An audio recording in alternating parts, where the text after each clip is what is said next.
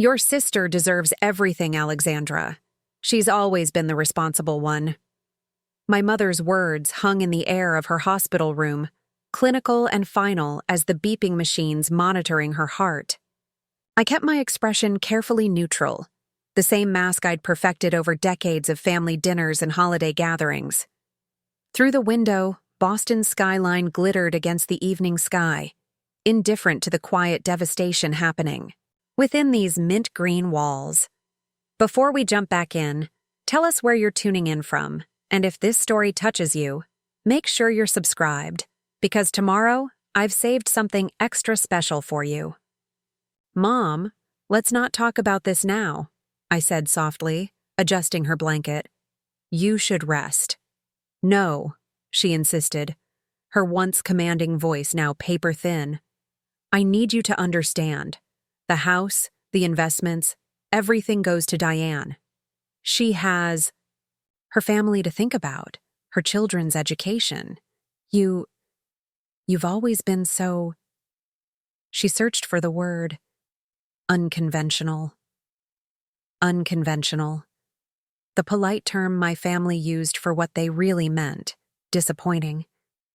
At 38, I was unmarried, childless, and according to them, professionally adrift. The fact that I'd chosen to leave a promising law career to pursue entrepreneurship was, in my mother's eyes, just another example of my inability to commit to anything meaningful. I glanced at my watch, an understated Patek Philippe that cost more than my mother's car.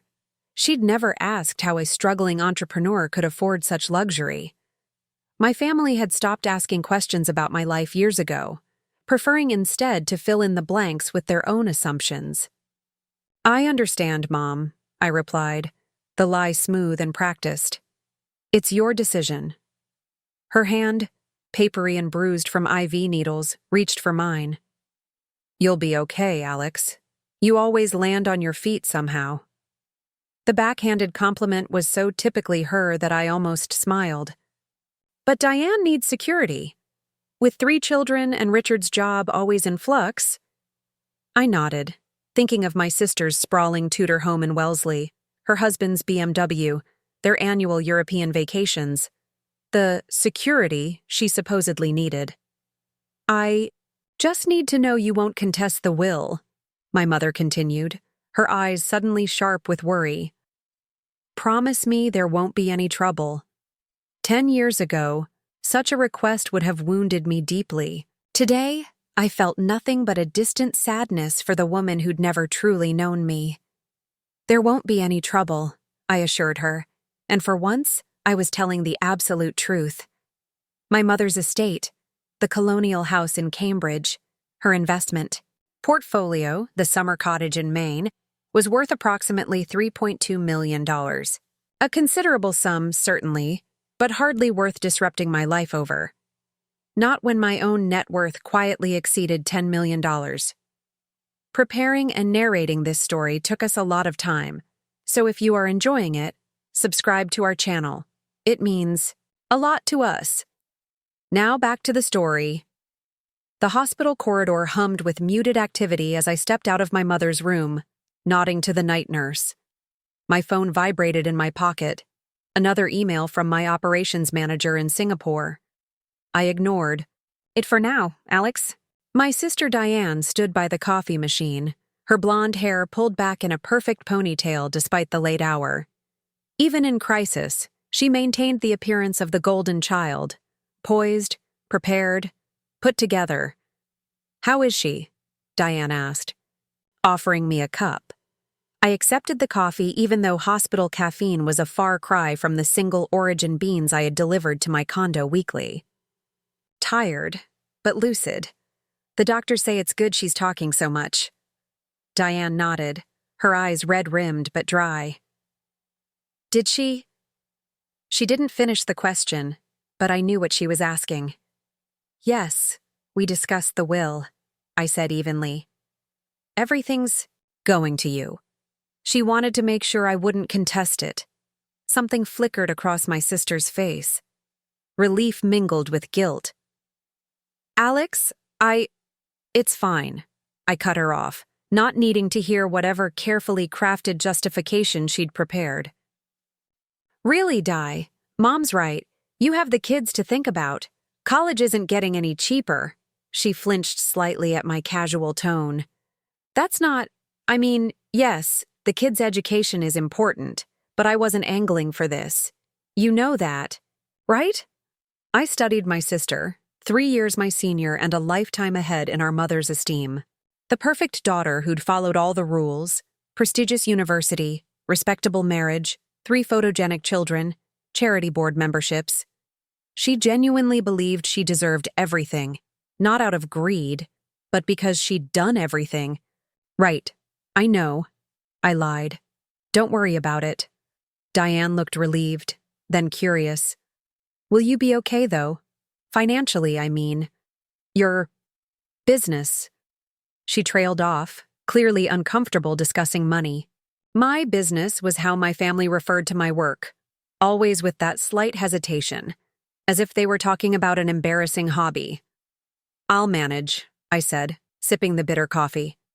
The consulting's picking up. Another carefully constructed half-truth. I did indeed run a consulting firm, among other ventures, but it had picked up to the tune of 8 figures in annual revenue years ago. That's good, Diane said, clearly not interested in details. Listen, Richard has the kids. Tonight, but he can't take tomorrow morning. I was hoping you could sit with Mom for a few hours. I have that fundraiser planning committee and… The Children's Hospital benefit? I asked, though I knew exactly which event she meant. I'd anonymously donated $250,000 to it last month. Yes, we're expecting to raise over $500,000 this year. Pride crept into her voice. It's important work. Of course it is, I agreed. And yes, I can stay with Mom. I just need to make a few calls first. Relief washed over her features. You're a lifesaver, Alex. I know you and Mom have had your differences, but it means a lot that you're here now. Differences. Such a sanitized word for the decades of disappointment, criticism, and emotional distance. She's still my mother, I said simply. Diane squeezed my arm before gathering her designer handbag. I'll be back around noon. Call me if anything changes. I watched her walk away, her steps confident on the linoleum floor.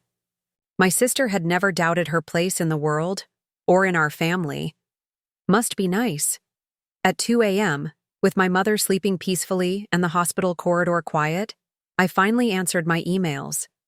The Singapore acquisition was moving forward, my London office had closed the Henderson account, and the new Sustainable Investment Fund had attracted another $50 million in capital.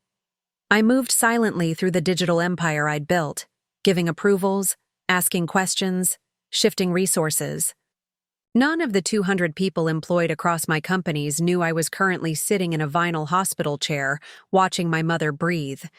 To them, I was just Alexandra Chen, founder and CEO of Horizon Ventures, making decisions from some sleek office. My phone buzzed with a text from Marcus, my closest friend and the only person who knew both sides of my life. How's your mom? How are you? I typed back. Stable. I'm fine. Just told I'm being disinherited. Again. His response came quickly. Their loss. Literally 10 miles their loss. Want me to come by tomorrow? No need. Diane will be here. Keeping up appearances. The usual performance, then. Let me know if you need an escape route. I smiled slightly. Marcus had been my roommate at Harvard before I dropped out to start my first company. A move my family still referred to as my educational setback. He'd stuck with me through those early, uncertain days, believing in my vision when no one else did. Now he was my COO and the only person who understood why I maintained this elaborate deception. Looking at my sleeping mother, her face softened in unconsciousness, I wondered for the 1,000th time if I should have told them. If I should have brought home acquisition announcements instead of carefully constructed stories of modest consulting gigs. If I should have bought them all houses instead of living in what they assumed was a sensible condo bought with a bank loan. But I knew why I hadn't. The moment they learned about my success, our relationships would forever change. I'd no longer be disappointing Alex who couldn't stick with law school. I'd be successful Alex who could solve all their problems with my checkbook. The thought made me more tired than any international conference call ever could. My laptop chimed softly with an incoming video call request. Singapore was awake and working. Alexandra, Mei Lin, my head of Asian operations, greeted me. Her background, a gleaming office with the Singapore skyline behind her. "I'm sorry to disturb you so late." "It's fine," I said quietly, angling the screen away from my mother's bed. "I'm at the hospital with my mother, so I'll need to keep my voice down." Concern crossed Mei Lin's face. "I didn't realize. We can reschedule." "No, need." "What's the situation with the Tokyo numbers?" For the next 20 minutes, we discussed profit margins and market expansion, decisions that would affect hundreds of jobs and millions in revenue, all while my mother slept 3 feet away, believing I was barely making ends meet. After ending the call, I checked my watch again. 3:15 a.m. I leaned back in the uncomfortable chair and closed my eyes, not to sleep, but to think. Tomorrow, I would sit in this room and listen as my mother reiterated to her lawyer that Diane deserved everything. I would nod and accept and play the role they all expected of me. The underachiever, the disappointment, the daughter who couldn't be trusted with an inheritance. And next week, I would quietly close a deal that would likely double my net worth. A bitter smile crossed my lips as I recalled my mother's words from years ago. "Alexandra, when will you learn that life isn't fair? Some people just get more than others." She was right about that, at least. Life wasn't fair, but not in the way she thought. Morning arrived with the clatter of breakfast trays and the shift change of nurses. I straightened in the chair, my back protesting after hours of poor posture. My mother stirred as sunlight filtered through the blinds. "Alexandra?" she murmured, momentarily confused. "You stayed all night?" "Yes," I said, moving to pour her some water. "Diane had to go home to the kids." She nodded as if this made perfect sense. Diane's responsibilities always took precedence. "You look tired, dear. You should take better care of yourself." I bit back a laugh. Even now, criticism came more naturally to her than gratitude. "I'm fine," I said, checking my phone. 3 missed calls from Tokyo, an urgent email from legal about a patent issue, and a text from Marcus offering to bring coffee. "Can I get you anything?" My mother adjusted her position, wincing slightly. "No, but my lawyer, Mr. Hoffman, is coming at 10. You don't have to stay for that." The dismissal was clear. She didn't want me present for the official disinheritance. Probably thought it would spare my feelings. "Actually, I'd like to stay," I said calmly. "Unless you'd prefer privacy?" Surprise flickered across her face. "No, that's fine. If you're sure." "I'm sure." I stood and stretched. "I'm going to get some coffee. I'll be back before Mr. Hoffman arrives." In the hospital cafeteria, I found a quiet corner and returned an urgent call to my patent attorney. One of our medical technology subsidiaries was facing a challenge from a larger corporation, a classic case of a big fish trying to swallow a smaller one through legal intimidation. "Fight it," I instructed. "Increase the legal budget if necessary. They're testing our resolve." After ending the call, I sat for a moment, staring into my coffee cup. In 3 hours, I would sit quietly as my mother formalized her decision to leave me nothing. In 3 days, I would be in New York, closing a deal worth more than her entire estate. The contrast was almost laughable. My phone buzzed with a text from Diane. "Running late." "Can you stay until 1?" Of course she was running late. I texted back a quick, "No problem," before gathering my things. As I walked back toward my mother's room, I passed the hospital's donor wall. My eyes automatically found the name near the top. In memory of David Chen, my father, and the reason for my largest anonymous donation to this hospital. My father had died here when I was 19, his brilliant mind destroyed by early-onset Alzheimer's. He'd been the only one who ever truly believed in me, who saw beyond my restlessness to the potential beneath. His last lucid words to me had been, "Change the world, Alley Cat. Don't let anyone tell you that you can't." I'd taken his advice to heart, though not in the way anyone expected. While my family thought I was floundering, I was building an empire. While they pitied my unconventional choices, I was revolutionizing sustainable investment practices across 3 continents. Standing before the donor wall, I made a silent promise to my father. I would keep playing this role for now. But someday, when the time was right, I would reveal the truth. Not out of spite or vindication, but because somewhere deep down, I still wanted them to see me. The real me. With that thought, I straightened my shoulders and headed back to my mother's room, ready to be disinherited with perfect grace. The lawyer was already there, his briefcase open on the rolling table. It was showtime. Mr. Hoffman adjusted his wire-rimmed glasses as he laid out the documents before my mother. His voice carried the practiced neutrality of someone who had mediated countless family divisions. "These are the finalized amendments to your will, Mrs. Chen. As we discussed, your primary residence in Cambridge, the summer property in Maine, your investment portfolio, and all remaining assets will transfer to Diane Elizabeth Morrison upon your passing." He cleared his throat softly. "Alexandra will receive your personal effects and family heirlooms, as specified in Appendix B. My Mother nodded, her eyes briefly meeting mine across the room.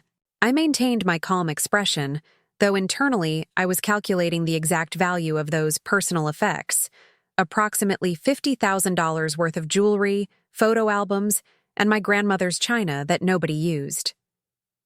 "Alexandra," my mother said, her voice stronger than it had been yesterday, "are you certain you're comfortable with this arrangement?" I moved closer to her bedside, aware of Mr. Hoffman's curious gaze. He'd likely witnessed countless inheritance disputes and was probably expecting some objection. "Yes, Mom. We've discussed this.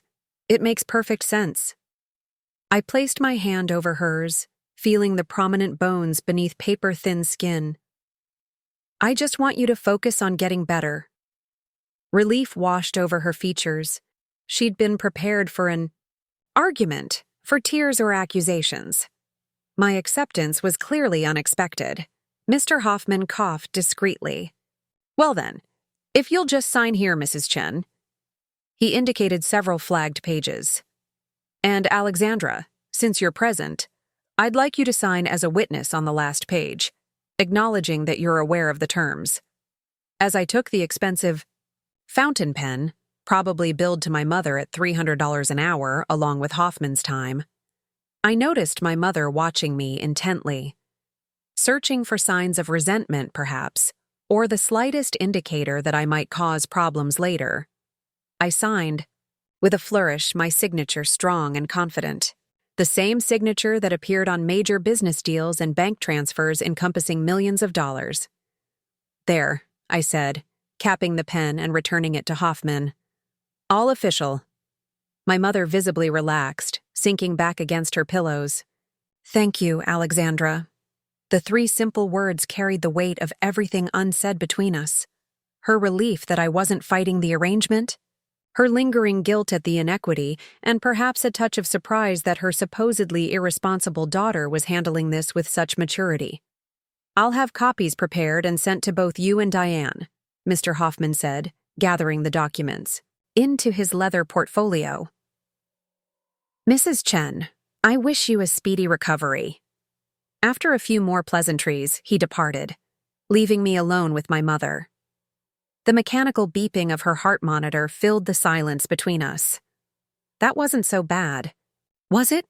she finally asked, her tone almost tentative. I poured her a fresh cup of water. Did you expect me to make a scene? No, not a scene, but perhaps questions. She accepted the water, taking a small sip. Some disappointment. I settled back into the visitor's chair. Mom, I'm 38 years old. I've been financially independent since I was 22. I don't need your money. That's not the point, Alexandra. For a moment, she sounded like her old self, the formidable mathematics professor who had never tolerated imprecision in thought. Inheritance isn't just about need. Then what is it about? She seemed taken aback by my direct question. It's about continuity, family responsibility. She sighed. Diane has always understood that. And I haven't. I finished for her. Not a question. You've chosen a different path, she said carefully. You've always valued your independence over family obligations. I wanted to laugh at the irony. My family had no idea that I'd established trust funds for each of Diane's children, ensuring they would never worry about college tuition or starter homes. They didn't know I'd anonymously funded research on early-onset Alzheimer's in my father's memory, or that I'd established a scholarship at my mother's university for female mathematics students. Sometimes, independence is its own kind of responsibility, I replied, keeping my voice gentle. But let's not argue about ancient history. You need rest. Before she could respond, Diane appeared in the doorway, impeccably dressed in a cream-colored suit, her blonde hair swept into a professional updo. I'm so sorry I'm late, she announced, setting down her designer handbag. The meeting ran over, and then traffic was absolute murder on Storrow Drive. She bent to kiss our mother's cheek, her perfume, something expensive and French, momentarily overwhelming the antiseptic hospital smell. Mr. Hoffman just left, my mother informed her. Diane's eyes darted to me, a flash of concern quickly masked. Oh? I was hoping to catch him. Everything's signed, I said, standing up and gathering my things. He'll send you copies. You signed? Two? Diane asked, her voice carefully modulated. As a witness. I checked my watch. I need to get going. I have a meeting across town. My mother reached for my hand. Thank you for staying all night, Alexandra. Of course. I squeezed her fingers gently. I'll be back tomorrow morning. As I passed Diane, she caught my elbow. Alex, wait. Can we talk for a minute? In the hallway, safely out of our mother's earshot, Diane's composed facade cracked slightly. You really didn't object? To any of it? I studied my sister, wondering what she truly wanted to hear. That I was hurt? Angry? That I would fight it? No. I didn't object. Mom's made her decision, and I respect that. Diane ran a hand over her already perfect hair. It's not that I asked for this, Alex. You know that, right? You didn't have to ask, I replied, not unkindly. It was always going to be this way. She flinched slightly. That's not fair. Life rarely is, I said, echoing our mother's favorite phrase. Look, Di, I genuinely don't care about the money. I've built my own life. I'm doing fine. But are you really? She lowered her voice, glancing around to ensure no one was listening. Because Richard and I have discussed it, and we could help you get back on your feet. Maybe a loan to really launch that consulting business properly, or... I cut her off with a raised hand. I don't need a loan, but thank you for the offer. There's no shame in accepting help, Alex. I bit back a laugh. If she only knew that my struggling consulting business had offices in 5 countries, that the small apartment she imagined me living in was actually a 3,000-square-foot penthouse I owned outright, that I could buy and sell her husband's investment firm 10 times over without blinking. I know there's no shame in it, I assured her, but I'm genuinely doing well. Better than you might think. She looked skeptical but nodded anyway. All right. If you change your mind, you'll be the first to know. I checked my phone, which had been vibrating insistently in my pocket. 14 messages, 3 missed calls. My empire was calling. I really do have to go now. Business meeting. Of course. She adjusted her pearl earring. One of your clients? I smiled enigmatically. Something like that. The sleek glass and steel building in Boston's Seaport District bore no external sign of the companies housed within. Security was discreet but thorough. Facial recognition at the entrance, keycard access to the elevators, and biometric scanning. For the executive floors. Good afternoon, Ms. Chen. The receptionist greeted me as I stepped off the elevator onto the 30th floor. Mr. Alvarez is waiting for you in the conference room. Can I get you anything? Just water. Thank you, Jasmine. I strode through the open concept office where 30 of my employees worked on standing desks and ergonomic chairs, surrounded by living plant walls and floor-to-ceiling windows with harbor views. My Boston office was the smallest of my company's locations, deliberately kept that way to minimize the chances of running into acquaintances of my family. Marcus was already seated in the conference room, a portfolio open before him. At 41, with salt and pepper hair and perpetually amused dark eyes, he looked every inch the successful executive in his tailored suit. There she is, he said as I entered. How's the hospital drama going? Officially disinherited as of approximately 2 hours ago, I replied, taking the seat at the head of the table. Diane offered to loan me money to get my business off the ground. Marcus barked out a laugh. That's rich, quite literally. He slid a document across the table. Speaking of rich, Tokyo's requesting an additional $5 million for the expansion. I reviewed the figures quickly, then signed my approval. What's the latest on the Singapore merger? Proceeding on schedule. Legal's finalizing the last details. Should close next Tuesday. I nodded, scanning through the other updates on my tablet. Marcus watched me with a thoughtful expression. You know, he said finally, most people would have thrown the truth in their families' faces years ago, especially after being disinherited. I set down my tablet. What would be the point? To hurt them? To make them feel stupid for not believing in me? To be recognized for who you actually are, he countered. To not have to pretend you're struggling, when you're arguably one of the most successful entrepreneurs in the country. It was an old argument between us, one we'd been having since my first company sold for 8 figures when I was 26. Back when my mother had suggested I use the windfall to go back to law school and get a real career. They wouldn't see me, Marcus. They'd see the money, the success. They'd rewrite history to claim they always believed in me. Maybe, he conceded. Or maybe they'd have to face some uncomfortable truths about how they've treated you. I smiled. Ruefully. My mother is in the hospital. Not exactly the time for family reckonings. Fair enough. He checked his Rolex. The investors are waiting in the second conference room. Shall we? For the next 3 hours, I was fully Alexandra Chen, CEO and founder of Horizon Ventures. I led discussions on market strategy, fielded questions about projected returns, and authorized a new investment fund focused on sustainable agriculture technology. This was the real me. Confident, visionary, respected by some of the sharpest minds in finance and technology.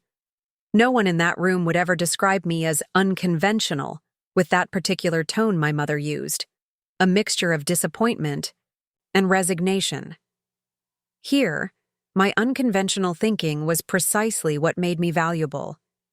After the investors departed, Marcus lingered behind. Coming to the charity gala next week, he asked, gathering his notes. The Children's Hospital is expecting their biggest fundraiser ever. I recalled Diane's proud declaration about expecting to raise $500,000 for the same event.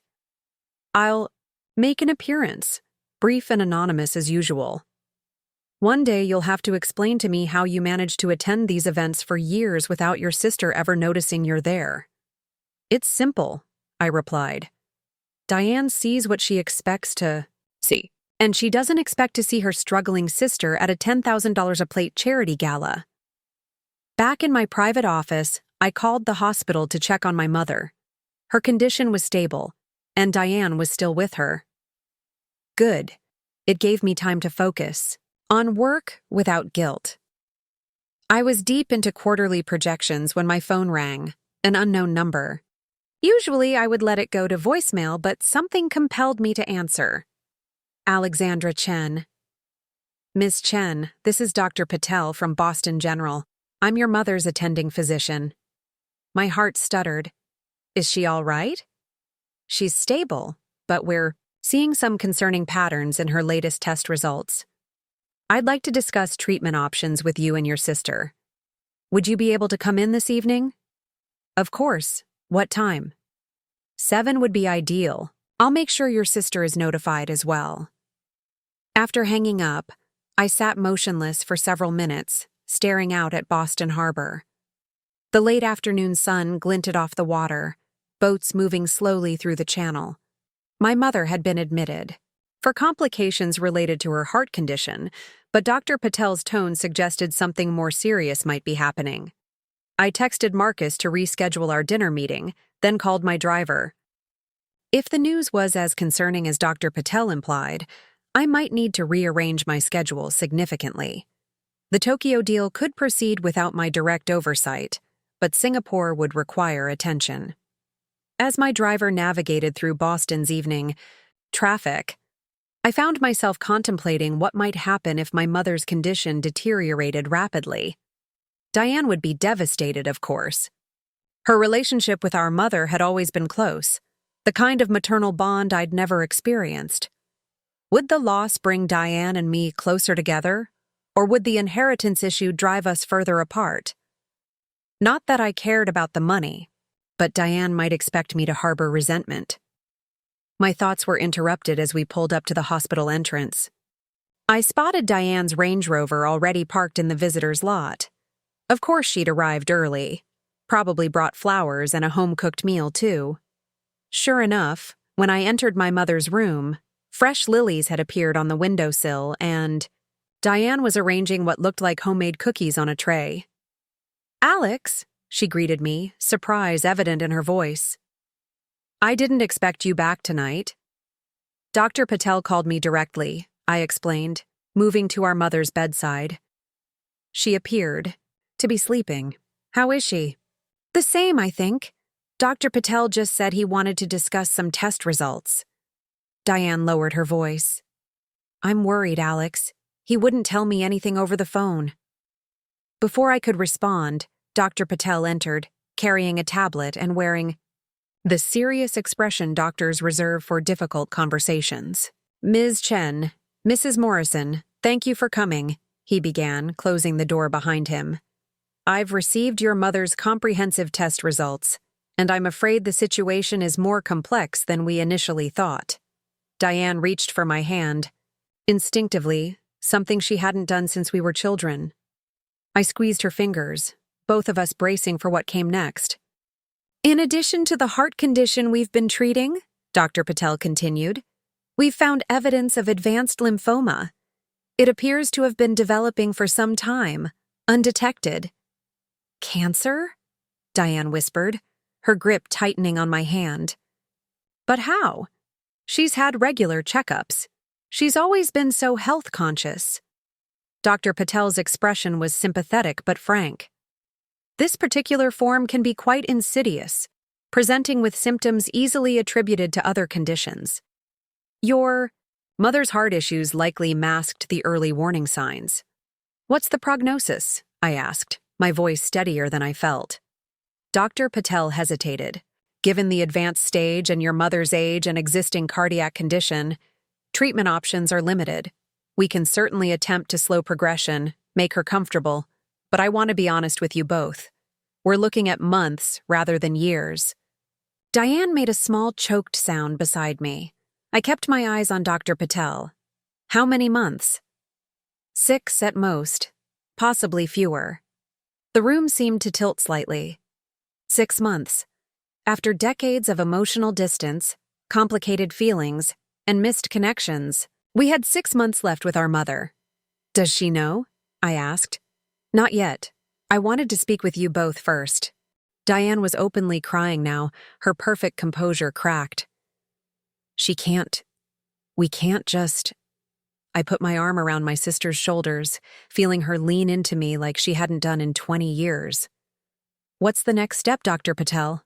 I asked, my business mindset automatically seeking a plan, a strategy, a way forward.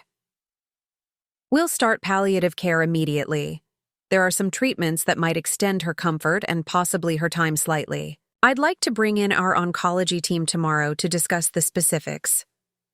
He spoke for another 10 minutes about medical details, treatment options, and care considerations. Throughout, Diane remained pressed against my side, occasionally asking a question through tears.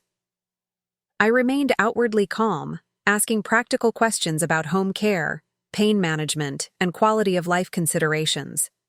After Dr. Patel left, promising to return in the morning with the oncology team, Diane and I sat in silence, watching our mother sleep, unaware that her life had just been measured and found terribly short.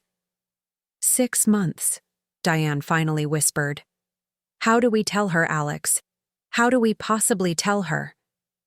I looked at my sister, the golden child, the perfect daughter, the one who had always done everything right, and saw raw fear in her eyes. For perhaps the first time in our adult lives, Diane was looking to me for guidance. We tell her together, I said softly, and then we make these 6 months count. Diane nodded, wiping tears from her cheeks.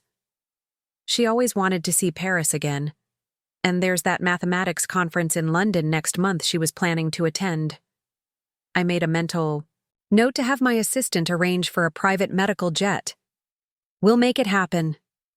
My sister looked at me with red-rimmed eyes. How are you so calm right now? The truth was, I wasn't calm at all.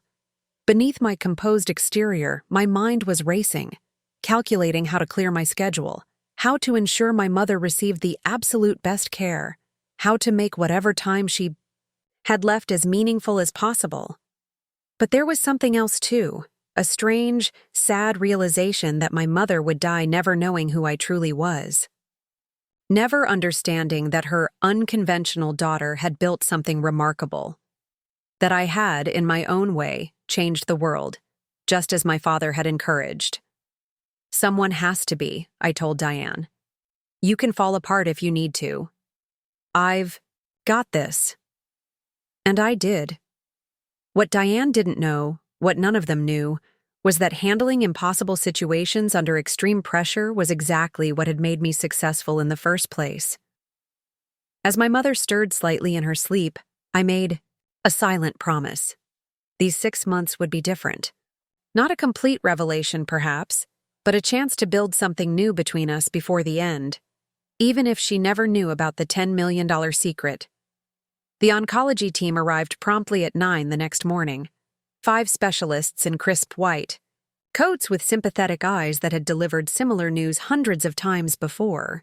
They spoke of treatment protocols, palliative options, and clinical trials with carefully measured optimism that didn't quite mask the underlying reality. My mother listened with the same analytical focus she'd once applied to complex mathematical theorems, occasionally asking pointed questions about success rates and side effects. Diane sat beside her, holding her hand and struggling to maintain composure.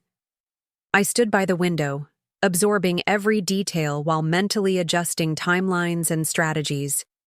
So, my mother said after the doctors had finished their presentation, 6 months is the realistic expectation. Dr. Patel nodded. With the treatments we've discussed, yes, quality of life is our priority now. I see. She smoothed the blanket across her lap with trembling fingers. And without treatment?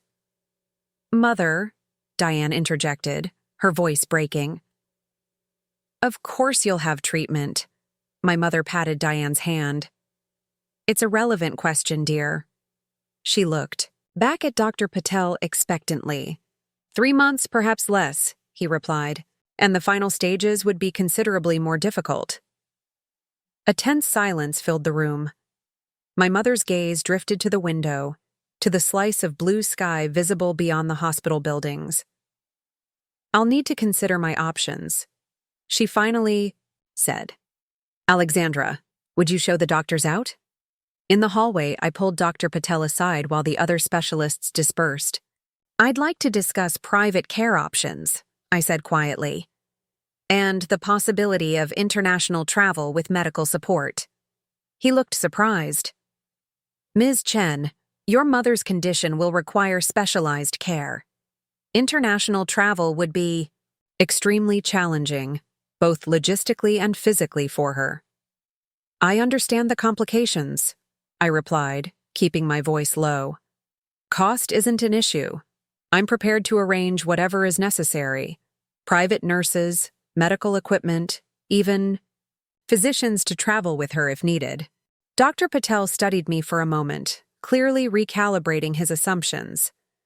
"I wasn't aware that, well, such arrangements are certainly possible, though not typical." "I'm not concerned with typical. I'm concerned with giving my mother the best possible final months." I handed him my business card, my real one, with just my name and a private phone number. "Please call me directly to discuss the details. I'd prefer to handle this aspect of her care personally." His eyes widened slightly as he accepted the card. The heavy cardstock and minimalist design subtly communicated what words didn't need. This wasn't the card of someone who couldn't afford an inheritance. "I'll call you this afternoon," he promised. When I returned to the room, Diane was crying openly while our mother attempted to comfort her. "It's all right, dear," she was saying, patting Diane's golden hair as if she were still a child. "I've had a good life. A full life." "It's not fair," Diane sobbed. "The kids need more time with you. I need more time." I closed the door quietly behind me. My mother looked up, her expression changing subtly, becoming more guarded, more composed. Even now, she felt the need to present a different face to me than the one she showed my sister. "Alexandra," she said, "would you give us a moment?" I nodded, retreating back to the hallway. Through the door, I could hear Diane's muffled crying and my mother's soft, soothing responses. The perfect daughter receiving the perfect maternal comfort, a familiar dynamic, now cast in the harsh light of mortality. I used the time to make several calls, first to my private banker to arrange a dedicated account for my mother's medical expenses, then to my assistant to begin researching the best oncology centers globally, and finally to Marcus to inform him I'd be scaling back my direct involvement for the next few months. 6 months? Marcus repeated, his voice heavy with sympathy. "Alex, I'm so sorry." "It is what it is," I replied. Falling back on practicality to keep emotion at bay, I need you to take point on the Singapore merger and postpone the Tokyo expansion discussions until next quarter. Consider it done. What about the London office opening? I hesitated. The London headquarters had been my pet project for over a year, a significant expansion into European markets that I'd personally overseen from concept to near completion. Keep it on schedule, I decided. I'll handle the critical meetings remotely and fly in for the ribbon cutting if possible. "Alex," Marcus said gently, "you don't have to maintain the facade with your family now. This might be the time to just tell them the truth. Let them see what you've built." I watched a hospital orderly wheel an elderly patient past me, the man's face a map of wrinkles and resignation. "It's not that simple," I said. "The truth now would just complicate everything, create questions and conversations we don't have time for." "Your call," Marcus conceded. "But think about it. 6 months doesn't leave much room for postponed honesty." After ending the call, I leaned against the wall, suddenly exhausted. Marcus was right. Time had abruptly become our scarcest resource. But revealing my success now felt almost cruel, like forcing my dying mother to reconsider years of assumptions and judgments when she had so little energy left. The door opened, and Diane emerged, her face blotchy from crying. "She wants to see you now," she said, not quite meeting my eyes. I'm going to get some coffee. Do you want anything? I shook my head, noticing how defeat seemed to drag at her shoulders. Perfect Diane, who had always handled everything with poise and certainty, was crumbling under the weight of impending loss. Inside, my mother looked smaller than she had just hours before, as if the doctor's words had physically diminished her. She patted the edge of the bed, inviting me to sit. "You've been making arrangements," she said. Not a question. I settled beside her. Just exploring options. For what? A miracle cure? Her tone was bitter but not unkind. There isn't one, Alexandra. Not for a cure, I acknowledged. For comfort. For making the most of whatever time remains. She studied me with renewed interest. You're handling this very efficiently. Would you prefer I fall apart like Diane? A small smile touched her lips. No. One emotional breakdown in the family is quite enough. She sighed, looking toward the window. She wants me to move in with them, convert their home office into a bedroom, have nurses come to the house. Is that what you want? She turned back to me, surprise flickering across her features. It occurred to me that no one had probably asked her that question yet. What she wanted. Everyone was too busy making plans around her illness. I don't know, she admitted. I haven't had time to process any of this. You don't have to decide everything today, I said, or even this week. Just focus on getting strong enough to leave the hospital. We can figure out the rest as we go. She reached for my hand, an uncharacteristic gesture that momentarily startled me. When did you become so practical, Alexandra? So steady? I nearly laughed at the irony. I'd always been this way, strategic, adaptable, clear-headed in crisis. These were precisely the qualities that had built my business empire. But my family had been too busy focusing on what they perceived as my flaws to notice my strengths. I've had practice, I said simply. With your business? There was a hint of genuine curiosity in her voice that hadn't been there before, as if my impending orphanhood had suddenly made my life more interesting to her. Yes, I replied. Managing unexpected challenges is part of the job. She nodded, slowly. I'd like to know more about your work, Alexandra. Before... She didn't finish the sentence, but she didn't need to. I'd like that too, I said softly. For the first time in years, maybe decades, we shared a moment of genuine connection, tentative and fragile, but real. It wasn't forgiveness or reconciliation, not exactly, but it was something. A door cracked, open that had long been shut. 3 days later, my mother was discharged from the hospital. The question of where she would go had sparked fierce debate between Diane and me, the first real conflict we'd had in years.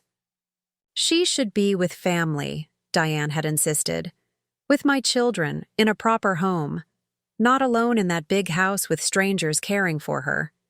She might want her own space, I'd countered, her own things around her, independence for as long as possible. In the end, we'd compromised. My mother would return to her Cambridge home, with a rotation of private nurses providing round-the-clock care. Family visits would be coordinated to ensure she had company but not overwhelming attention, and we would reassess the arrangement in a month, depending on her condition and preferences. What Diane didn't know was that I'd personally selected the nursing team from the top private care agency in Boston at a cost of $30,000 per week, or that I'd had the house discreetly renovated during her hospital stay, adding medical equipment, installing a more accessible bathroom, and reorganizing the first floor so she wouldn't need to navigate stairs. On the morning of her homecoming, I arrived early to oversee final preparations.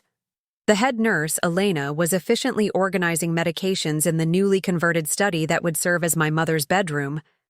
Everything is in place, Ms. Chen, Elena reported. Dr. Patel's orders have been implemented, and we've coordinated with the palliative care team. Thank you, I said, inspecting the adjustable hospital-grade bed that now occupied the space, where my mother's desk had stood for 30 years. And the travel contingencies we discussed? All arranged.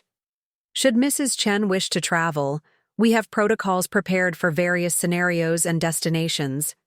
I nodded, satisfied. Whatever my mother decided she wanted in these final months, whether it was attending that mathematics conference in London or seeing Paris one last time, the infrastructure would be ready. The doorbell rang at precisely 10 o'clock. Diane had arrived with our mother, right on schedule. I opened the door to find my sister supporting our mother's elbow as she carefully navigated the front steps. "We're home," Diane announced with forced cheerfulness. "Look, Mom, doesn't everything look nice?" My mother entered slowly, her gaze sweeping the familiar space that had been subtly transformed in her absence. The living room furniture had been rearranged to create wider pathways for easier navigation.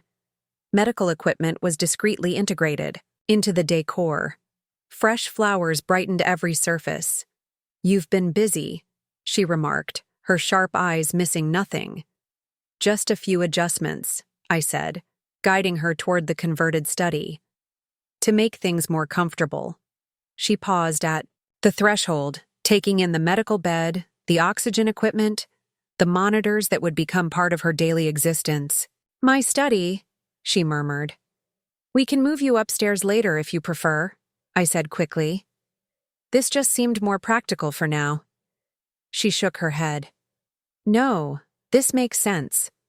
She moved into the room, running her fingers along the edge of what had been her desk, now repurposed as a side table. "You've thought of everything." Diane hovered in the doorway, clearly impressed but also slightly confused. "Alex, how did you arrange all this so quickly? And—" She lowered her voice, though not enough. "How are you covering the expenses? These nurses must cost a fortune." Before I could respond, Elena appeared with a tray of tea. "Mrs. Chen, would you like to rest now? Or are you comfortable receiving visitors for a while longer?" My mother eased herself onto the edge of the bed. "I'd like some time with my daughters, please. Then perhaps a short rest." When Elena withdrew, closing the door behind her, my mother fixed me with a penetrating stare. "Alexandra, I've been thinking. There's something we need to discuss." I tensed involuntarily. Had Dr. Patel mentioned something about our private conversation? About the arrangements I'd made that no struggling entrepreneur could possibly afford? "What is it, Mom?" Diane asked, settling into a chair beside the bed. "My will." My mother's voice was firm, her gaze still on me. "In light of recent developments, I believe we should reconsider the arrangements." Diane straightened. "Mom, that's not necessary. Everything's finalized and—" "I'm still alive, Diane," my mother interrupted, a flash of her old authority surfacing. "And it's still my decision." I kept my expression neutral, though internally I was calculating rapidly. Did she suspect something about my finances? Had she somehow discovered the truth? "What changes are you considering?" I asked carefully. "These arrangements," she gestured around the room, "they're extensive and expensive. I assume you've diverted funds from your business to cover them." I maintained eye contact, neither confirming nor denying. This was dangerous territory. "I don't want you disadvantaging yourself further," she continued. "Your sister's finances are secure. Perhaps a more equitable distribution would be appropriate now, given your contributions to my care."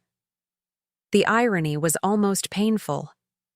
My mother was worried that caring for her would financially strain me, when in reality, the entire cost of her care for 6 months wouldn't even register as a rounding error in my quarterly financial statements. "Mom," I said gently, "I don't want you to change your will because of this. That's not why I've arranged these things." "Then why have you?" Her question was direct, challenging. I hesitated, aware of Diane watching the exchange with growing confusion. How to answer honestly without revealing too much? Because I can, I said finally. Because I want your final months to be as comfortable and fulfilling as possible. Not because I expect anything in return. Something shifted in my mother's expression. A subtle reassessment, perhaps, or the first cracks in a long-held perception. Nevertheless, she said, I'll be speaking with Mr. Hoffman next week. Some adjustments seem appropriate. Mom, seriously, Diane interjected. This isn't necessary. Alex and I can work things out between us after you're gone. Her voice caught on. The last words.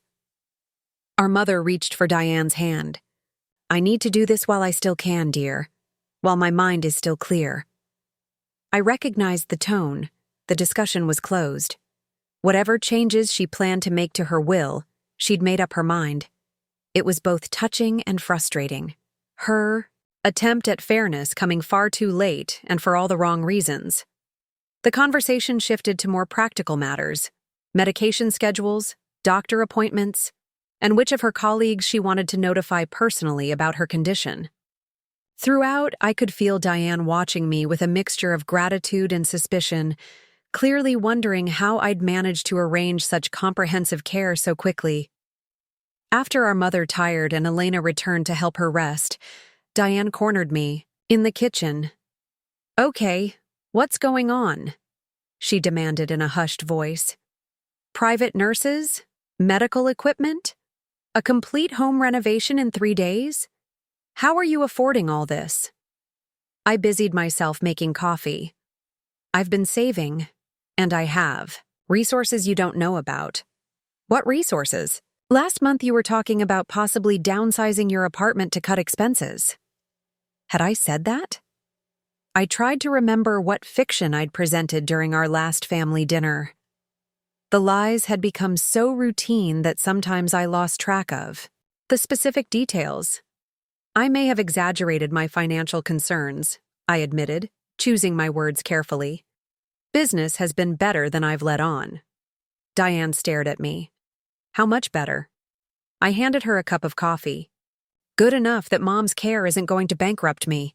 That's all you need to know right now. That's not fair, Alex. We're in this together. I need to understand what's happening. What's happening is that our mother has 6 months to live, and I'm making sure they're the best 6 months possible. I kept my voice low but firm. Can we focus on that right now, instead of my finances? Diane looked hurt, but she nodded reluctantly. Fine. But this conversation isn't over. No, I thought as she walked away. It was just beginning. The careful facade I'd maintained for years was starting to crack, and I wasn't sure whether to repair it or let it crumble entirely. That evening, after Diane left to return to her family, I sat with my mother while she picked at her dinner. The medication affected her appetite, but Elena had prepared her favorite foods anyway. A small act of care that didn't go unnoticed, Yuki. Didn't have to stay, my mother said, setting aside her barely touched plate. I have an army of caretakers now. I wanted to, I replied, moving the tray away. Besides, we agreed to talk more about my work, remember? She settled back against her pillows. Yes, we did. Tell me about this consulting business of yours. What exactly do you consult on? It was the opening I'd been waiting for. A chance to share a version of the truth, if not its full scope. Sustainable investment strategies, I said.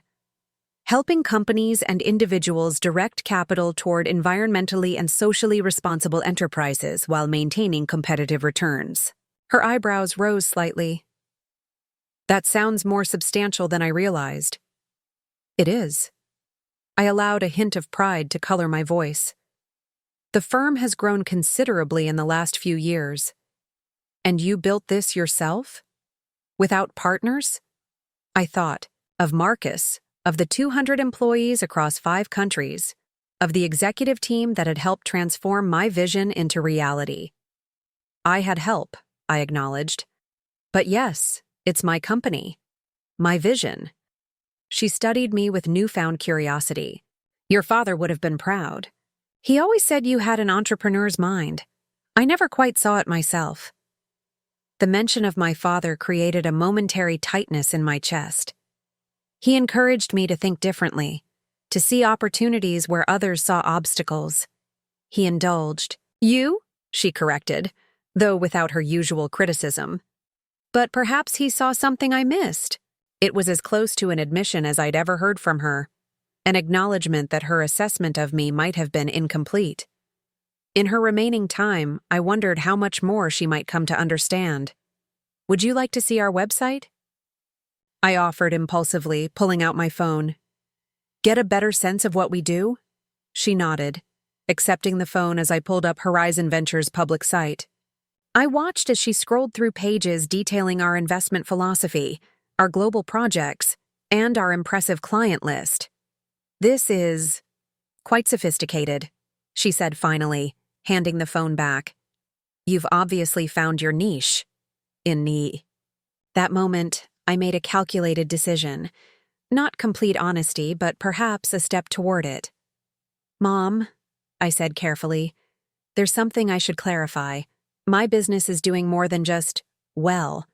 We manage significant investment portfolios for clients around the world. The firm is successful. Very successful." She regarded me with a mixture of surprise and something else, perhaps a dawning realization. How successful exactly? I hesitated, then chose a middle path. Successful enough that I could handle 10 times the cost of your care without financial strain. Successful enough that I don't need an inheritance and never did. Her eyes widened slightly, taking in this revelation. Then why let me believe otherwise all these years? It was the question I'd been dreading. The one with no easy answer that wouldn't sound accusatory or bitter.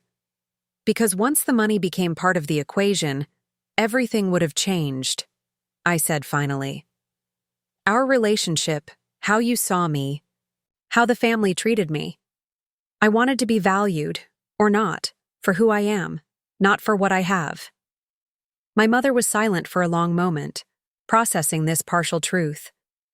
I hadn't told her everything, not the full extent of my wealth or influence, but I'd cracked open the door wider than it had ever been. "I see," she said at last.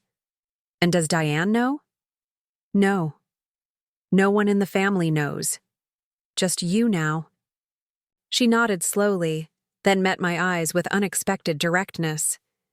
"I'd like to see your office sometime. Your real office, if that's possible." The request surprised me, a genuine interest in my world that she'd never expressed before. "Of course," I agreed. "When you're feeling stronger." As night settled over the house and Elena returned to administer evening medications, I prepared to leave, my mind already racing with the implications of our conversation. I'd revealed more than I'd planned, yet far less than the whole truth. It was a calculated risk, but one that felt right under the circumstances. At the door, my mother called me back. "Alexandra," she said, her voice softer than usual. "Thank you, not just for all this." She gestured to the medical equipment and the nurse, but for telling me the truth, part of it anyway. I smiled slightly. "How do you know it's only part?" "Because I'm your mother," she replied simply. "And contrary to what you might believe, I do know you, at least well enough to recognize when you're still holding something back." As I drove home through the quiet Cambridge streets, I wondered what would happen if I stopped holding back completely. If I showed her not just the website of my company, but its real scope and impact. If I told her not just that I was successful, but that I was, by any objective measure, one of the most successful entrepreneurs of my generation. 6 months wasn't much time, but perhaps it was enough to finally bridge the distance between perception and reality, between the daughter she thought I was and the woman I'd actually become. Whether I was brave enough to try remained to be seen. "You told her what?" Marcus stared at me across my office desk, coffee cup frozen halfway to his lips. I adjusted a stack of reports, avoiding his gaze. "Just that the business is more successful than she thought, that I could easily afford her, Care, not the full extent. That's like saying Mount Everest is a bit tall, he replied, setting down his cup. You've spent years maintaining this elaborate deception, and now you're just peeling it back? Because she's sick? Because she has 6 months to live, I corrected sharply. And yes, that changes things. Marcus leaned back in his chair, studying me. How much are you planning to reveal? I don't know yet. I stood and moved to the window. From the 30th floor, Boston Harbor stretched out before me, boats cutting white paths through blue water. She wants to see the office. This office? Your actual headquarters with your name on the building directory and award? Plaques on the walls? Yes, he whistled low. That's going to be quite the revelation. What about Diane? Is she getting the truth too? The question gave me pause. My relationship with my sister had always been complex, competitive in childhood, distant in adulthood, connected primarily through obligation rather than genuine closeness. How would she react to learning that while she'd been pitying my modest lifestyle, I'd been amassing a fortune that dwarfed her comfortable upper-middle-class existence? One step at a time, I said finally. Mom first, then we'll see. My phone buzzed with a text from Elena. Mrs. Chen asking about mathematics conference in London next month. Feels strong enough to attend with medical support. Seeking your guidance. I smiled slightly. My mother's determination remained intact, even as her body weakened. The London conference, I told Marcus. She wants to attend. The one happening the same week as our London office opening? I nodded. Convenient. Timing, isn't it? Almost like the universe is forcing my hand. Or giving you the perfect opportunity, he countered. Bring her to London for the conference, then accidentally have her discover your new European headquarters while you're there. That seems manipulative, says the woman who's been hiding a multi-million-dollar empire from her family for years. Shot him a look. That's different. Is it? He raised an eyebrow. Alex, you've spent over a decade creating an elaborate fiction. At some point, you need to own that and stop pretending it was all some noble protection of authentic relationships. His bluntness stung, but he wasn't entirely wrong. While I'd justified my deception as a way to maintain genuine connections, it had also been a shield, protection against judgment, against having my success diminished or attributed to luck rather than skill and hard work. I'll think about it, I conceded. For now, let's focus on getting her to London safely. After Marcus left, I spent an hour on conference calls with our Tokyo partners before turning my attention to the London arrangements. If my mother was going to attend the mathematics conference, it would require careful planning, private medical transport, accommodations with healthcare facilities, coordination with London specialists. As I was reviewing options, Diane called. Mom just told me she's planning to go to London next month, she said without preamble, her voice tight with tension. Please tell me you didn't encourage this. Good afternoon to you too, Di, I replied, leaning back in my chair. And no, I didn't suggest it. She brought it up herself. She's terminally ill, Alex. She can't travel internationally. Actually, she can, with proper medical support. Which would cost a fortune, Diane argued. More than either of us can afford.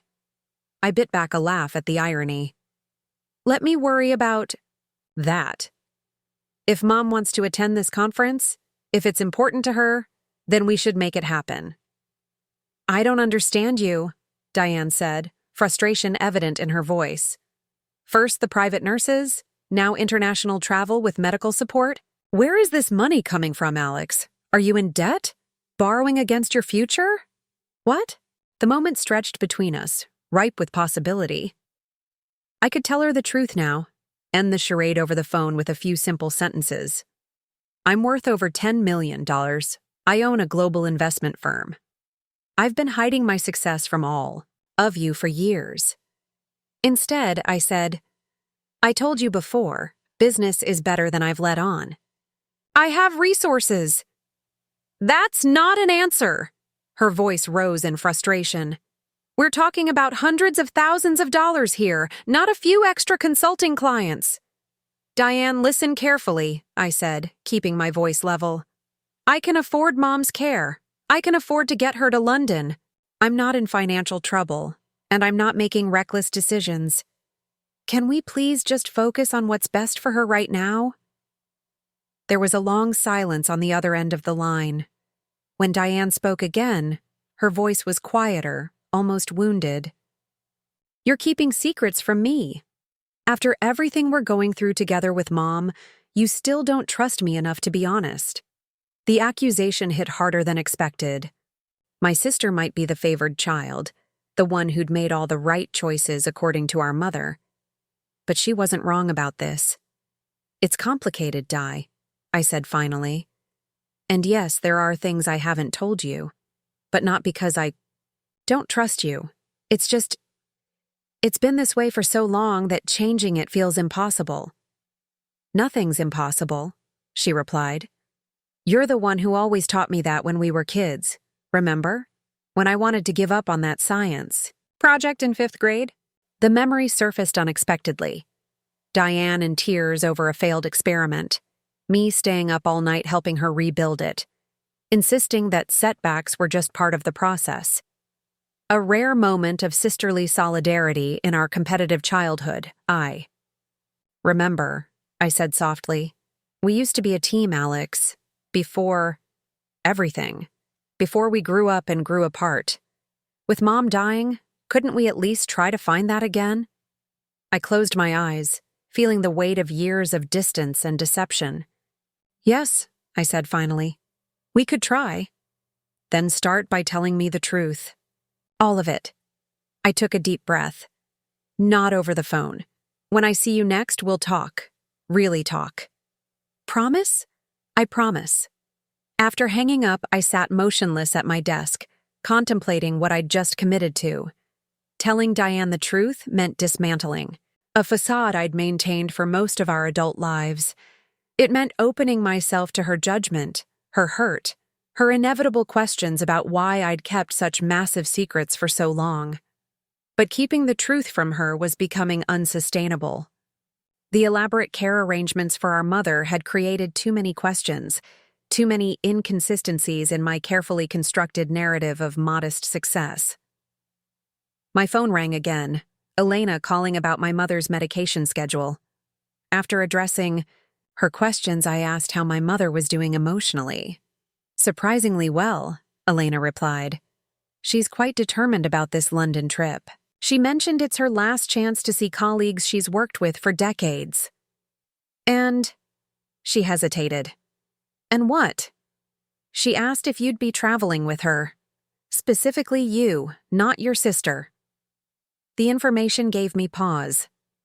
My mother, who had always favored Diane's company over mine, was asking for me to accompany her. Did she say why? Only that she thinks you'd be better at handling the logistics, and that she'd like to spend some time with you away from the house. After the call ended, I sat contemplating this development.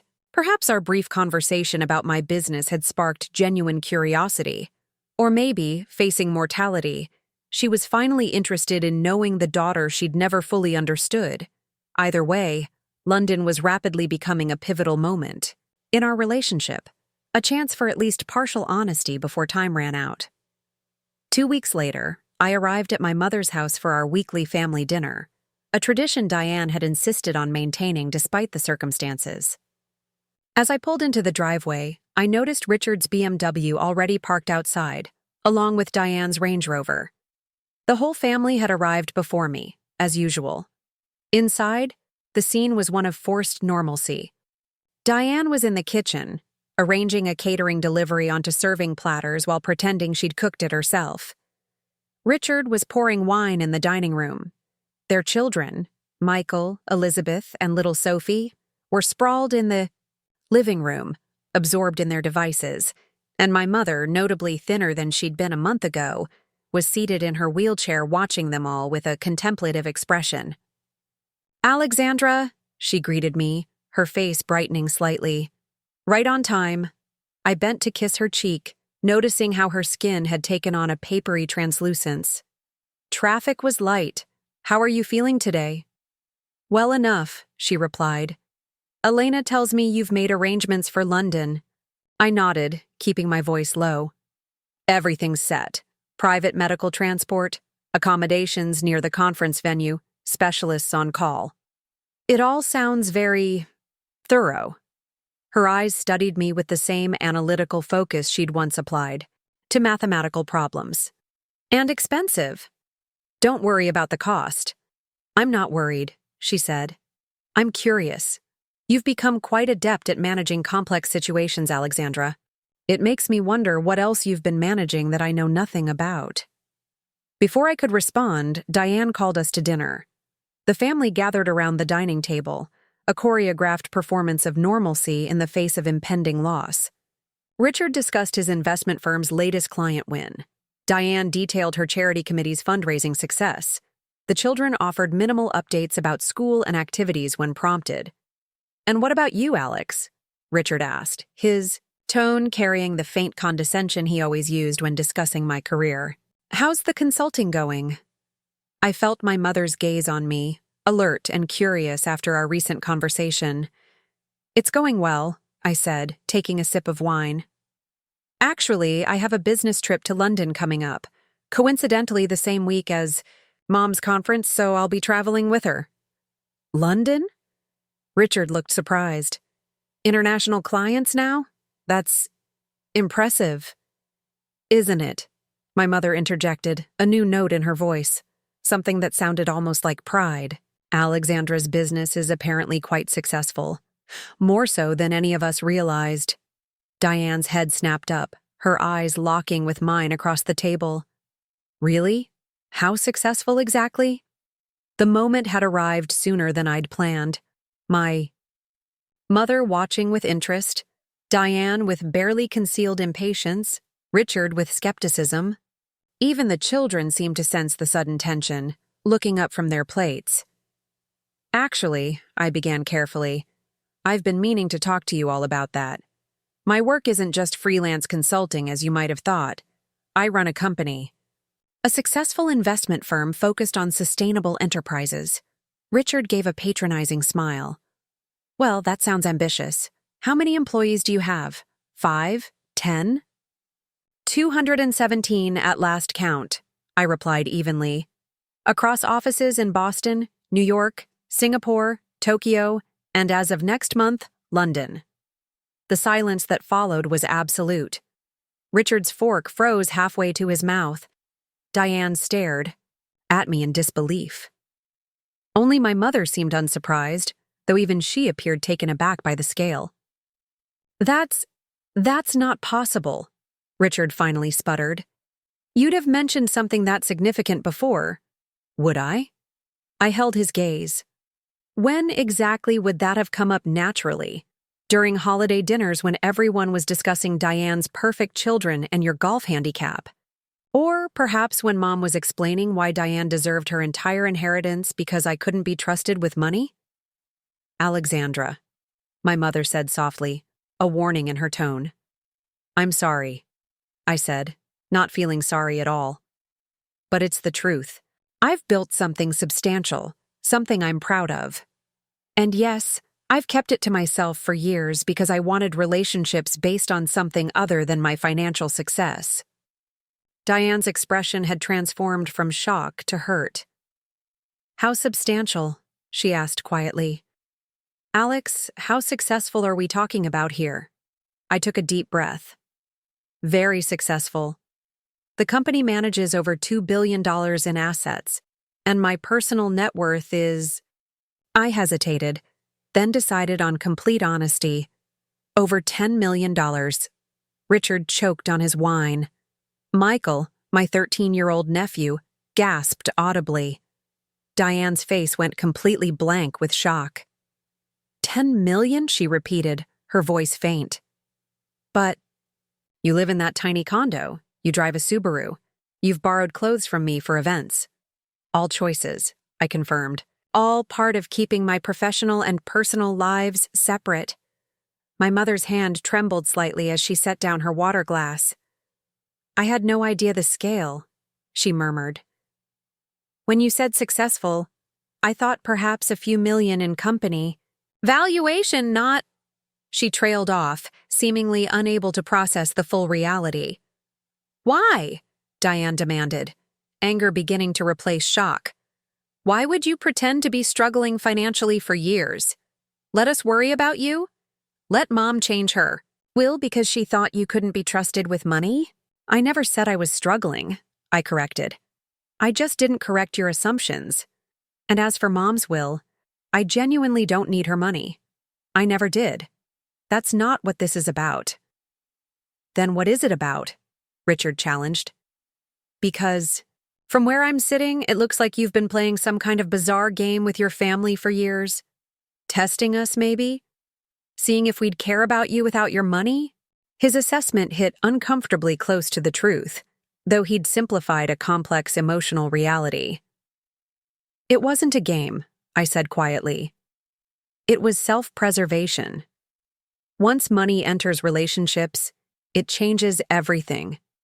People see you differently, want different things from you, have different expectations. We're your family, Diane said, hurt evident in her voice. Not people. Did you really think we'd only value you for your money? I think, my mother interjected before I could respond, that we all need a moment to process this information. She turned to her grandchildren who were watching the adult drama unfold with wide eyes. Perhaps you three could take your desserts into the living room? The grown-ups need to talk. After the children reluctantly left, cradling plates of barely touched cake, my mother fixed me with a penetrating stare. The London office opening, she said. That's why you're going the same week as my conference, isn't it? Not a coincidence, at all. I nodded. Yes, we're opening our European headquarters. And were you planning to tell me? To show me this empire you've built? Yes, I said softly. That's why I suggested we extend the trip a few days beyond the conference. I was going to take you to the opening. I see. She turned to Diane and Richard.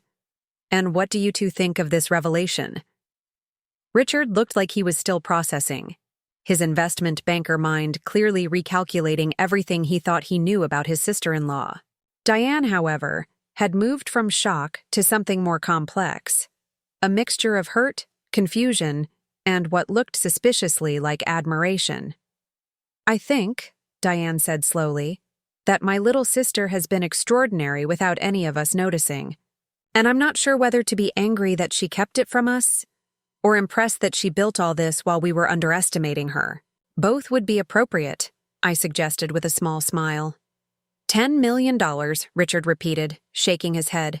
And here I've been offering you financial advice at every family gathering. Despite everything, I laughed. Your intentions were good, Richard, even if your investment strategies were a bit conservative for my taste. The children's education funds, Diane said suddenly. Those anonymous donations to their college accounts. That was you, wasn't it? I nodded, not surprised she'd made the connection. I wanted to help without changing our dynamic. My mother was watching the exchange with a strange expression, something between regret and realization. All these years, she said quietly, I've been telling everyone that Diane was the responsible one, that you were the dreamer who couldn't commit to a stable path. She shook her head slowly. I was so terribly wrong. You weren't entirely wrong, I countered gently. I am a dreamer. But I've committed to my dreams instead of someone else's definition of success. There's a difference. She reached for my hand across the table, an uncharacteristic gesture that momentarily startled me. I wish your father could see what you've built. He always said you would surprise us all someday. The mention of my father created a familiar ache in my chest. He knew I'd find my way. He was the only one who ever really saw me. Until now, Diane added softly. We see you now, Alex. Really see you. I looked around the table at my family, my dying mother, my stunned brother-in-law, my sister whose expression had transformed from hurt to something like respect. The carefully constructed walls between my worlds were crumbling, and the sensation was both terrifying and strangely liberating. "So?" Richard broke the silence, attempting levity. "About that financial advice I've been giving you." Everyone laughed, the tension fractionally easing. "If anything," he continued, "we should be coming to you for investment tips. $10 million. By 38 is, well, it's remarkable." "It wasn't about the money," I said. "It was never about accumulating wealth for its own sake. It was about creating something meaningful, something that reflected my values."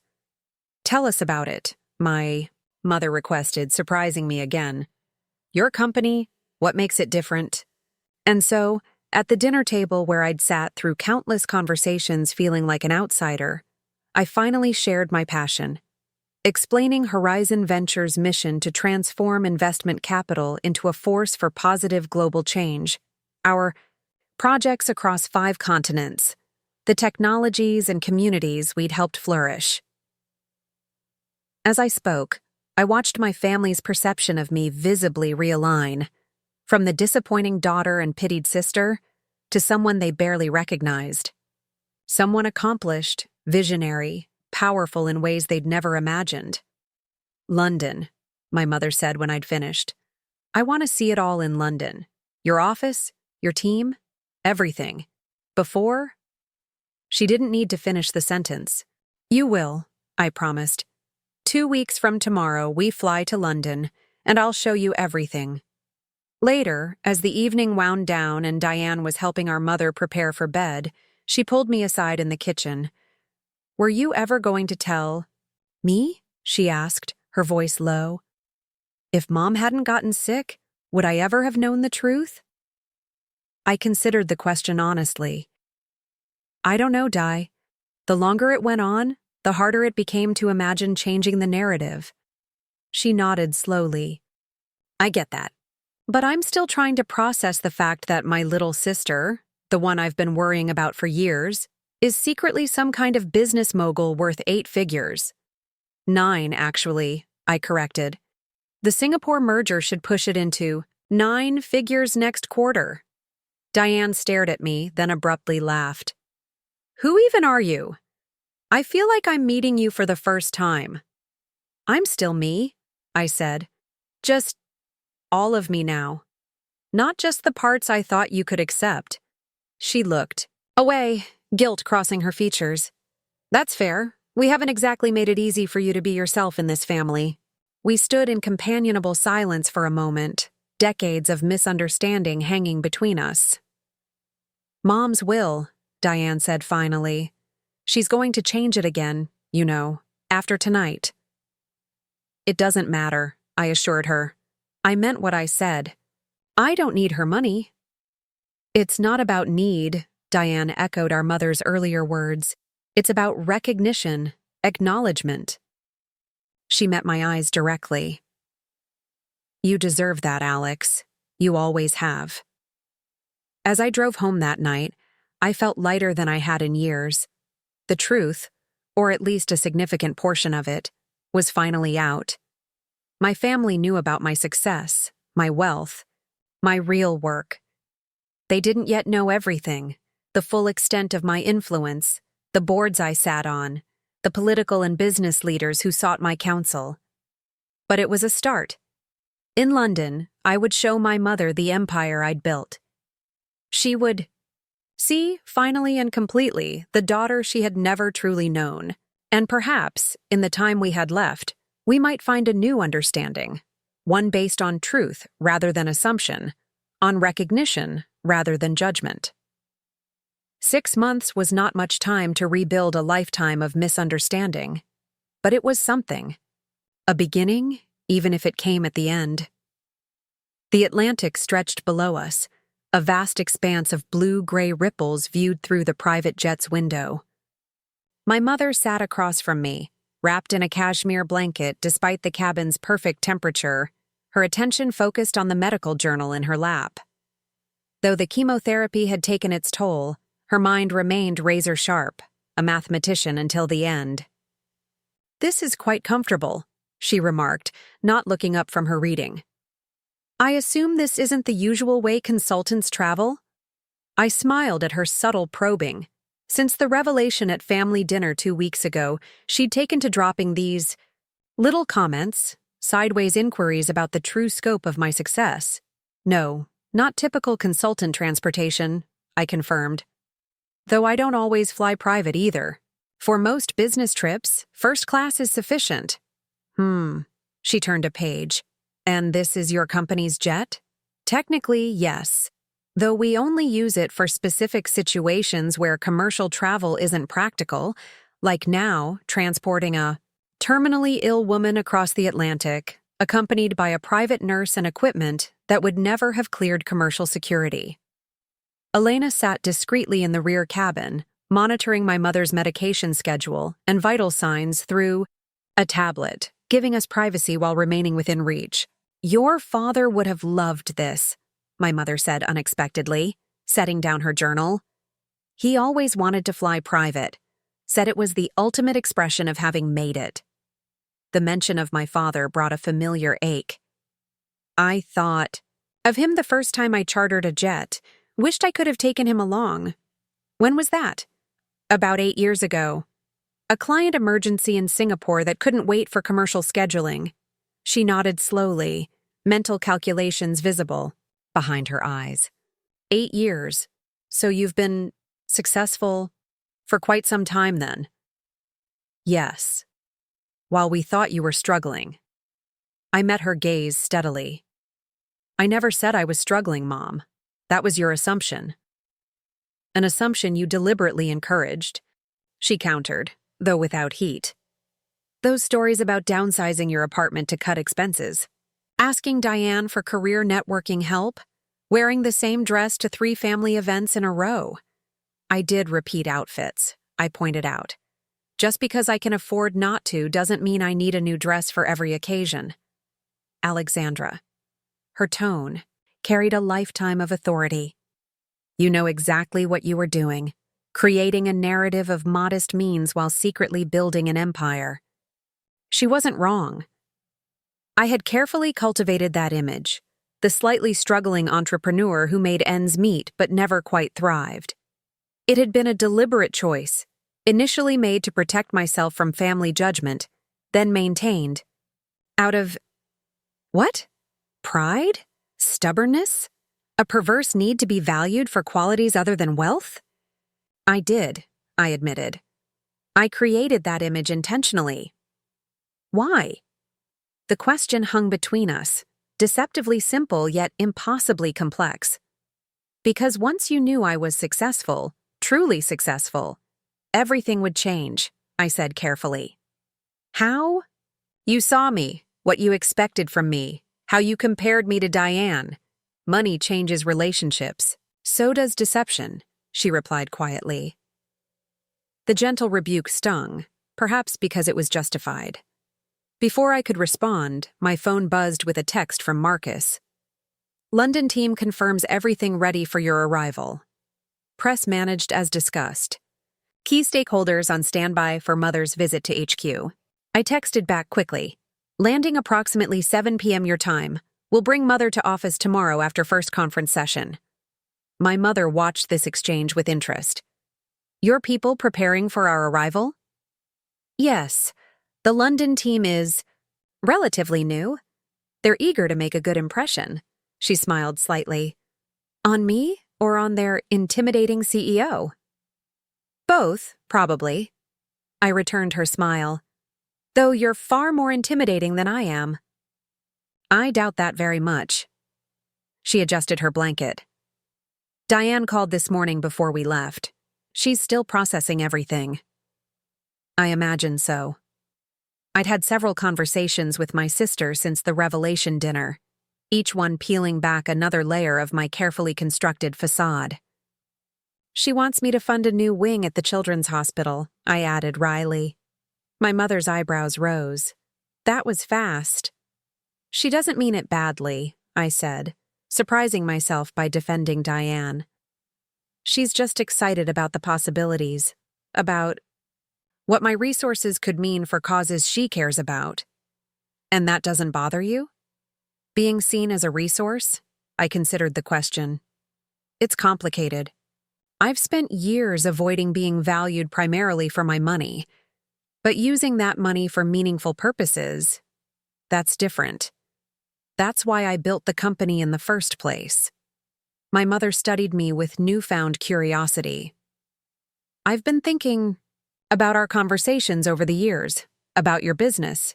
You never actually lied, did you? Just omitted the scale. Essentially, yes. I glanced out at the ocean below. When I told you I was working on a sustainable investment project, it was true. I just didn't mention it was a $50 million project. When I said I had meetings in Tokyo, I didn't specify they were with the finance minister and 3 corporate chairmen. Quite the omission, she observed dryly. Yes. Well, I smiled. I learned precision of language from the best. You always said a mathematician must be exact in her statements. For the first time in memory, my mother laughed, a genuine sound of amusement that momentarily transformed her thin face, revealing the vibrant woman she'd been before illness. Touché, she said, though I doubt this is what I meant. Elena appeared with medication and water. After ensuring my mother was comfortable, I moved to the jet's small conference area to handle several urgent emails. The London office opening was a significant expansion, and despite delegating most responsibilities to Marcus, certain decisions still required my attention.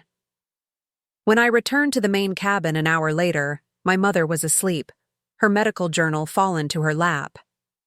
In slumber, the lines of pain and worry smoothed from her face, making her look younger, more like the formidable professor I remembered from childhood, less like the terminal patient she'd become. I gently removed the journal, marking her page, and adjusted her blanket. As I did, her eyes fluttered open. I wasn't sleeping, she murmured, though clearly she had been. Just resting my eyes. Of course, I agreed, sitting across from her again. We'll be landing in about 2 hours. Do you need anything? She shook her head, then fixed me with a surprisingly lucid gaze. I need to ask you something. Anything. Are you happy, Alexandra? The question caught me off guard. In our family, happiness had never been a priority metric. Achievement, respectability, practicality. These were the values that had shaped our conversations, not emotional fulfillment. I'm satisfied, I answered carefully. I've built something meaningful, something that matters. That's not what I asked. I met her eyes, seeing in them a mother's concern that had rarely been directed at me. I'm happy with what I've accomplished, I said finally, with the impact I'm having, the day-to-day emotional state. That's more complicated, because you've been living a double life. I considered protesting, then decided against it. Partly, yes. Keeping worlds separate takes energy, creates distance. From family, certainly, she agreed. But what about friends? Romantic relationships? Surely there are people who know the, real you. A few. I thought of Marcus, of my executive team, of the small circle who knew both aspects of my identity. But dating is challenging. Most men are either intimidated by my success or see me primarily as a wealthy conquest. She nodded thoughtfully. Your father faced similar challenges. Before me, he dated women who were either looking for security or threatened by his intellect. A faint smile touched her lips. He said he chose me because I was more interested in his mathematical theories than his tenure prospects. This glimpse into my parents' early relationship was unexpected. They had rarely discussed their courtship, and I'd never heard this particular detail. I didn't know that, I said softly. There's quite a lot we haven't discussed over the years, she replied, her gaze drifting to the window. Time constraints, I suppose, and perhaps a certain reticence on both sides. The admission of mutual responsibility for our distant relationship was more than she'd ever acknowledged before. It felt like an opening, a small one, but significant. "We have time now," I offered. 2 weeks in London. No distractions except your conference and my office opening." She nodded slowly. "Yes, I suppose we do." The London Horizon Ventures headquarters occupied the top 3 floors of a sleek glass tower in Canary Wharf, its reception area showcasing floor-to-ceiling windows with panoramic views of the Thames. As the private elevator opened directly into this space, I watched my mother's expression carefully, anticipating her reaction to this first glimpse of my professional world. She didn't disappoint. Her eyes widened slightly as she took in the tasteful luxury of the space, the museum-quality art on the walls, the custom furniture, the subtle display of international awards and recognition in glass cases. "This is substantial," she said, understating the obvious in typical fashion. Marcus stepped forward, impeccable in a tailored suit. "Mrs. Chen, welcome to Horizon London. I'm Marcus Alvarez, COO and longtime colleague of your daughter." "Mr. Alvarez," my mother acknowledged. "You've known Alexandra for some time, I understand." "Since Harvard," he confirmed. "I've had the privilege of watching her build this company from concept to global enterprise." I could see my mother processing this information, the implication that Marcus had believed in my vision when my own family hadn't. To her credit, she showed no discomfort at the subtle reminder. "It seems my daughter chose her associates well," she said graciously. "Actually," Marcus replied with a warm smile, "I think I'm the fortunate one. Your daughter has a remarkable gift for seeing possibility where others see only obstacles." The London executive team had assembled in the reception area, clearly eager but nervous about meeting both their CEO and her mother. I made introductions, noting with approval how they addressed my mother with genuine respect, rather than the condescension often shown to elderly visitors. "We've prepared a full tour," I explained to my mother as Elena positioned her wheelchair near the floor-to-ceiling windows. "But I thought you might like a moment to rest and enjoy the view first." From this vantage point, London stretched before us, the winding river, the historic buildings alongside modern architecture, the endless pulse of one of the world's financial capitals. My mother gazed at it silently, her expression thoughtful. "Your father dreamed of bringing his work to London," she said finally. "The mathematics community here was his intellectual ideal." "I know," I said softly. "That's partly why I chose London for our European headquarters. He would have loved this view." She reached for my hand, an uncharacteristic gesture that momentarily startled me. "He would have been extraordinarily proud of you, Alexandra. Not just of this," she gestured at the office, "but of your vision, your determination." The words created a tightness in my throat. "Thank you," I managed. "Now," she said, releasing my hand and straightening in her wheelchair. "Show me this empire you've built. Every detail. I want to understand exactly what my daughter has accomplished." For the next 2 hours, I guided my mother through the London operation, from the trading floor where analysts monitored global markets to the conference rooms where investment strategies were developed, from the research division focused on emerging sustainable technologies to the client relations department that managed relationships with some of Europe's wealthiest families and institutions. Throughout, she asked surprisingly insightful questions, demonstrating a quicker grasp of our business model than many financial professionals managed. Her mathematical mind easily absorbed the complex algorithms that drove our investment decisions, and she engaged my team in detailed discussions about risk mitigation strategies. "Your mother is remarkable," Marcus murmured as we watched her deepen conversation with our head of quantitative analysis, the two of them sketching equations on a tablet. "Now I understand where you got your analytical abilities." She was a Brilliant mathematician before she chose to focus on teaching, I replied. In another era, she might have changed the field. Like mother, like daughter, he observed, though you chose to change a different field entirely. After completing the official tour, I brought my mother to my private office, a corner suite with views in 2 directions, and decor that subtly reflected my personality in ways my family home never had. Here were artifacts from my global travels, books that had influenced my thinking, and photographs with world leaders and business icons I'd never displayed in my Boston condo. So this is where Alexandra Chen, CEO, lives, my mother said, taking in the space with careful attention. Quite different from the Alexandra we know at family gatherings. Different context, different aspects of myself, I acknowledged. Though the divide has been more dramatic than necessary, perhaps. Perhaps, she agreed, wheeling herself to examine a photograph of me with a former U.S. president at an economic forum. This explains some things. What things? Your confidence. I've sometimes wondered how you maintained such self-assurance despite what we perceived as limited professional success. She gestured around the office. Now I understand. You weren't seeking our validation because you were receiving it elsewhere, at much higher levels. The observation was astute, though not entirely accurate.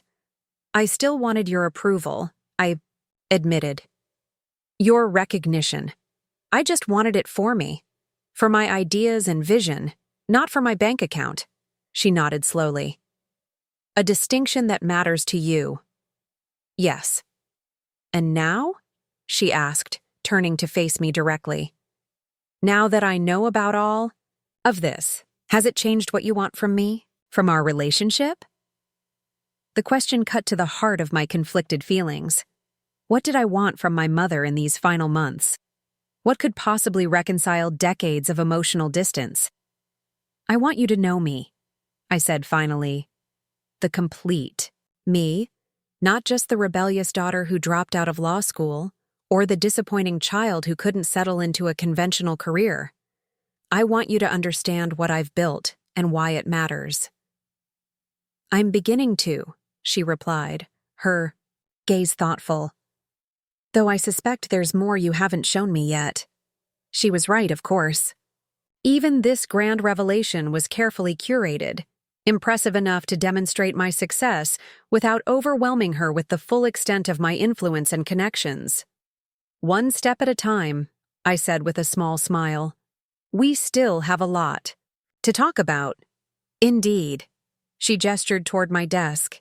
Including, I imagine, why there's a folder with my name on it in your incoming correspondence tray. I glanced at the folder she'd spotted. Legal documents I hadn't intended her to see just yet. That's something I was planning to discuss later in the trip. Discuss it now, she suggested in the tone that had always brooked no argument. Sighing, I retrieved the folder and handed it to her. These are updated documents for your medical care. I've arranged for you to have access to experimental treatments if you choose to pursue them. Treatments not covered by insurance. She flipped through the papers, her expression unreadable. These are extremely expensive protocols. Some not even approved in the United States yet. I have connections at research hospitals across Europe, I explained. And yes, they're expensive. But if there's any chance they could extend your time or improve your quality of life, the cost is irrelevant. She continued studying the documents, her mathematician's mind clearly calculating figures. This represents a significant investment, even for someone of your means. You're worth every penny, I said simply. She looked up, something vulnerable, flickering across her features. Why? After years of criticism, of favoring Diane, of dismissing your choices, why would you do this? Because you're my mother, I replied. And because I can. Those are reason enough. She closed the folder slowly, her hands trembling slightly. I don't deserve this level of care from you. This isn't about deserving, I countered gently. It's about capability and choice. I have the resources to give you the best possible. Final chapter. So that's what I'm doing. Without consulting me. Without asking if this is what I want. I recognized the familiar resistance. My mother had always struggled to accept help, viewing it as a form of weakness. The options are just that.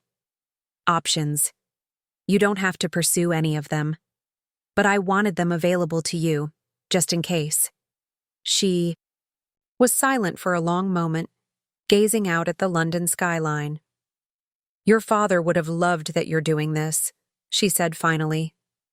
Using your success this way. He always said money was only valuable if it served something beyond itself. He taught me that, I acknowledged. Among many other things. I should have listened to him more, she murmured, almost to herself. About you. About your potential. He saw what I couldn't. The admission created a lump in my throat. He believed in me when it wasn't easy to do so. And I didn't, she completed the thought. Not consistently. Not when it mattered. The conversation had entered unexpectedly emotional territory. Acknowledgement. Of past hurts that we'd typically avoided discussing directly. You had different dreams for me, I said diplomatically. Different expectations. No, she shook her head firmly.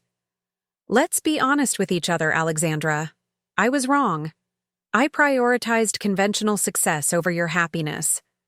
I favored Diane because her choices were familiar, comfortable.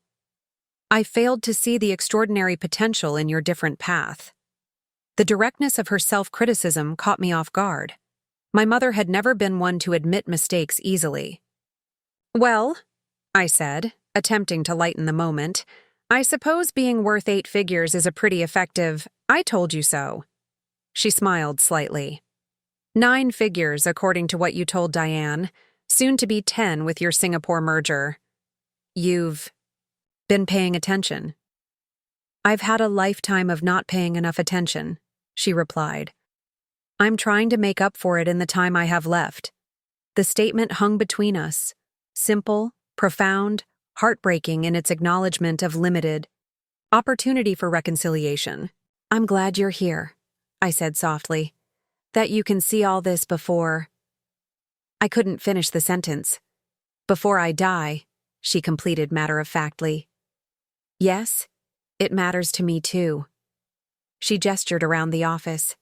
This is truly remarkable, Alexandra. Everything you've built, the vision you've realized. I'm beginning to understand who my daughter really is. As Elena appeared discreetly at the door, signaling it was time for my mother's medication and rest, I recognized the moment for what it was. Not complete resolution, but the beginning of a new understanding. A foundation for whatever time we had left. We have the conference tomorrow, I reminded her as Elena prepared to wheel her back to the waiting car. But perhaps the day after, if you're feeling strong enough, you might want to attend the ribbon-cutting ceremony for the office, as my honored guest. My mother's eyes widened slightly. You want me there? Publicly? Of course, I replied. It would mean a great deal to me. She nodded slowly, a tentative smile forming. Then I'll be there. I wouldn't miss it for anything. As I watched her leave, I felt a complex mixture of emotions. Relief at having finally revealed this significant part of myself, sadness for the years of disconnection, and a cautious hope for the brief time remaining. My phone buzzed with a text from Diane. How's Mom doing with the London adventure? Has she seen your office yet? Send pictures. My sister's enthusiasm for my success since the revelation had been unexpected, more supportive than envious, more curious than judgmental. Another relationship transforming in the shadow of impending loss. He texted back, office tour complete. She's impressed. Attending ribbon-cutting ceremony day after tomorrow. We'll send photos. London stretched beyond my windows, gray skies clearing to patches of blue. A visual metaphor for what was happening between my mother and me. Not perfect clarity, but breaks in the clouds that had separated us for decades. Whether these glimpses of connection would be enough to redeem our relationship before time ran out remained to be seen.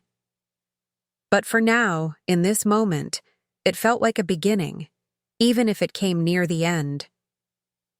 The International Mathematics Conference occupied the grand ballroom of London's Savoy Hotel, transforming the historic space into a gathering of the world's foremost mathematical minds. Despite being essentially retired and terminally ill, my mother had been given a place of honor, her contributions to algebraic geometry apparently more significant than she'd ever let on to her family. I sat in the back row during her panel discussion, watching with newfound appreciation as she engaged in complex theoretical debate with colleagues from Cambridge, MIT, and the Sorbonne. Here, in her element, surrounded by peers who recognized her brilliance, she seemed transformed, more vibrant, more alive than I'd seen her in months. Dr. Chen's work on projective varieties was foundational, the moderator was saying. Margaret, perhaps you could elaborate on how your early papers influenced the field's direction. My mother leaned toward the microphone, her voice stronger than it had been in weeks. Mathematical influence is rarely linear, she began, a subtle smile playing at her lips. It's more like a complex system of differential equations. What followed was 30 minutes of discussion at a level I could barely follow, despite my Harvard education and business acumen. Terms like cohomology, manifold structures, and algebraic invariance flowed from the panelists, with my mother holding her own against colleagues decades younger. When the session ended, attendees swarmed her wheelchair, eager to continue conversations or simply pay respects. I remained in my seat, giving her this moment of professional recognition uninterrupted by family connection. She caught my eye across the room and nodded slightly, acknowledgement, perhaps even gratitude, for understanding the importance of this moment to her. "She's quite remarkable," said a voice beside me. I turned to find an elderly gentleman in a tweed jacket watching the scene. Margaret Chen's work on algebraic structures influenced an entire generation of mathematicians. I'm just learning how significant her contributions were, I admitted. He looked surprised. You're not from the mathematical community? No. I'm her daughter. His eyebrows rose. Alexandra Chen? The investment entrepreneur? Now it was my turn to be surprised. You know who I am? My dear, your sustainable investment models have been featured in the Financial Times regularly for years. He chuckled. I may be a mathematician, but I do read outside my field, particularly when the innovations come from another mathematician's daughter. I wouldn't call myself a mathematician, I demurred. Perhaps not professionally, he agreed. But Margaret always said you had the mind for it, that your approach to business problems showed distinctly mathematical thinking, though you applied it differently than she would have preferred. This revelation startled me. She said that? To colleagues? Indeed. Quite proudly, though not without some professorial frustration that you'd chosen finance over pure mathematics. He extended his hand. Forgive me, I'm Herbert Russell. I worked with your mother at Cambridge in the early days. As we shook hands, I processed this new information. My mother had spoken about me to colleagues? With pride? The narrative I'd constructed about her persistent disappointment in my choices suddenly seemed less certain. It's a pleasure to meet you, Dr. Russell. I had no idea my mother discussed my work with her peers. Oh yes, he nodded. Particularly in recent years as your company gained prominence. She would bring financial journals to faculty meetings, with your interviews flagged. Pretended it was for investment purposes, of course, but we all knew she was tracking your success. I felt a strange disorientation, as if the ground beneath a long-held certainty had shifted. If my mother had been privately monitoring my career achievements, why maintain the fiction of disappointment at home? Why the persistent comparison to Diane, the suggestions that I lacked stability and responsibility? Dr. Russell seemed to read my confusion. Complicated relationships, aren't they? Parent and child, especially when both are extraordinarily gifted in different ways. He glanced toward my mother, still surrounded by admirers. Perhaps ask her about her collection of your press clippings sometime. Quite extensive from what I understand. With that cryptic suggestion, he excused himself to join a group of colleagues, leaving me to reconsider years of family dynamics in light of this new perspective. By the time the crowd around my mother thinned enough for me to approach, Elena was signaling that it was time for medication and rest. My mother looked simultaneously exhilarated and exhausted, her intellectual engagement having temporarily overcome her physical limitations. "You were impressive," I said, as I took control of her wheelchair. "I had no idea you were such an academic. Celebrity?" She waved away the compliment. "Hardly a celebrity, just an old woman who once contributed a few useful theorems. More than a few, according to your colleagues." I navigated through the hotel's elegant lobby. "Dr. Russell spoke quite highly of your influence on the field."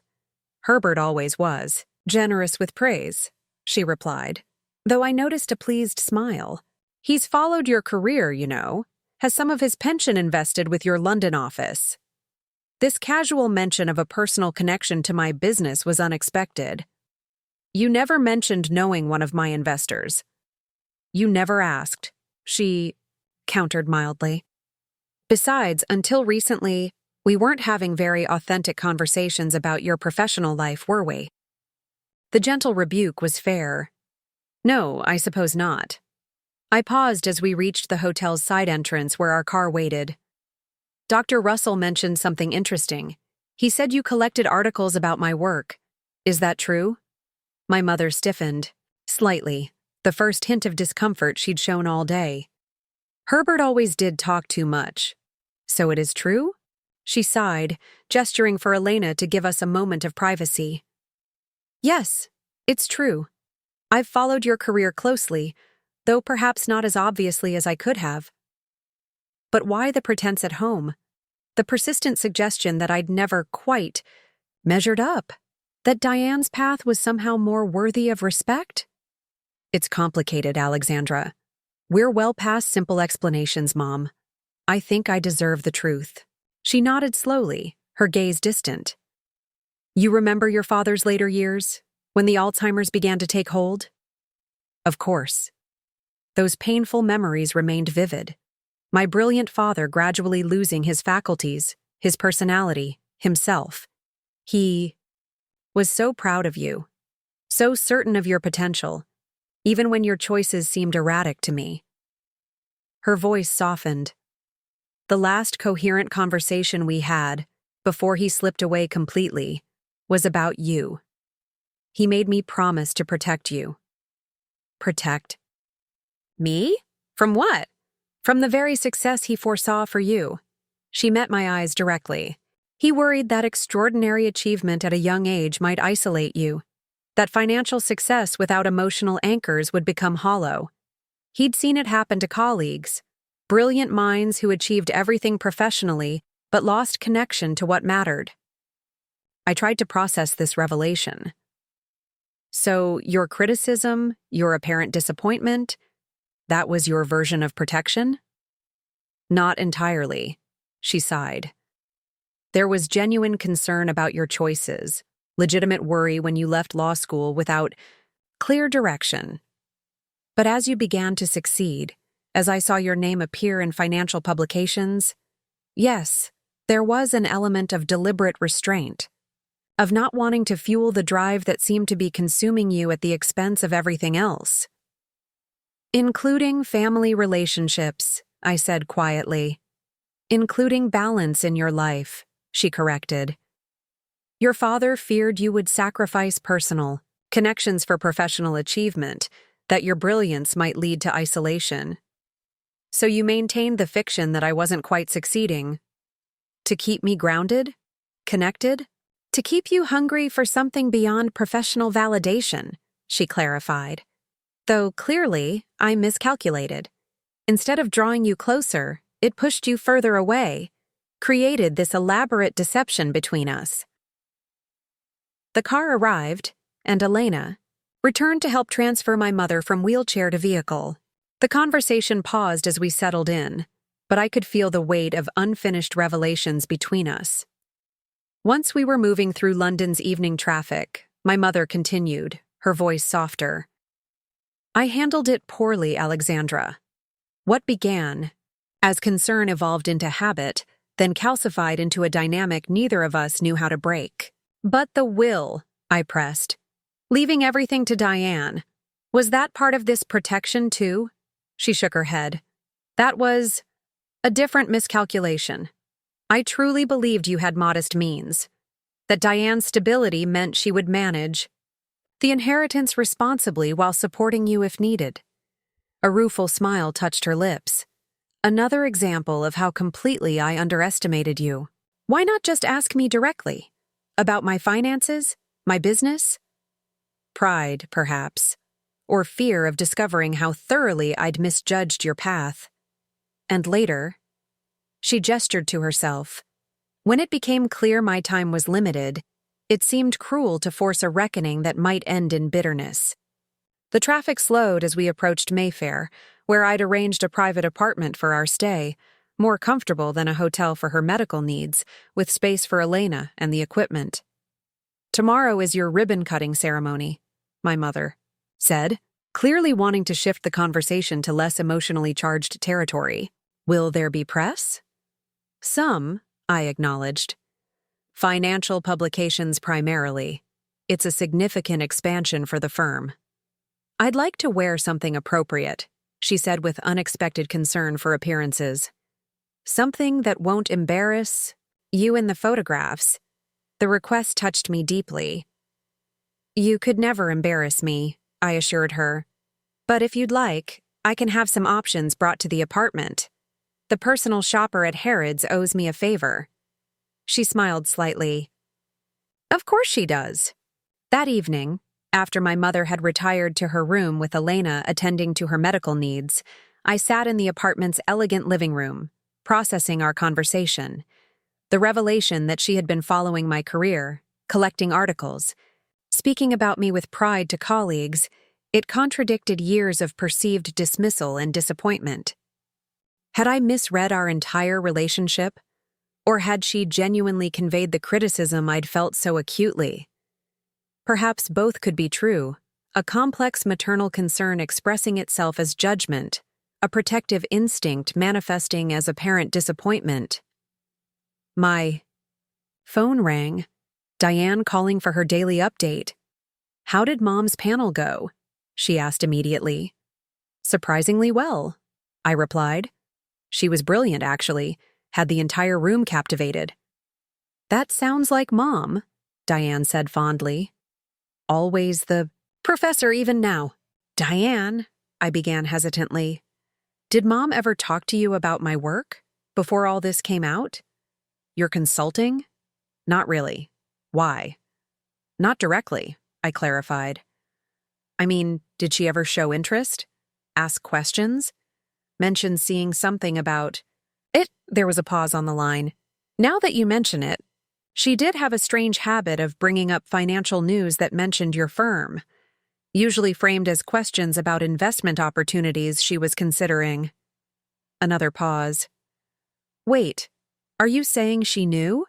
Before you told us? Not exactly, I said. But apparently she was keeping closer tabs on my career than I realized, had a collection of articles according to one of her colleagues. Wow. Diane sounded as surprised as I felt. That's not what I would have expected. Me neither. Do you think she was proud of you? Secretly?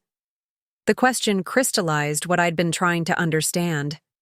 I think, I said slowly, that her feelings were more complicated than either pride or disappointment.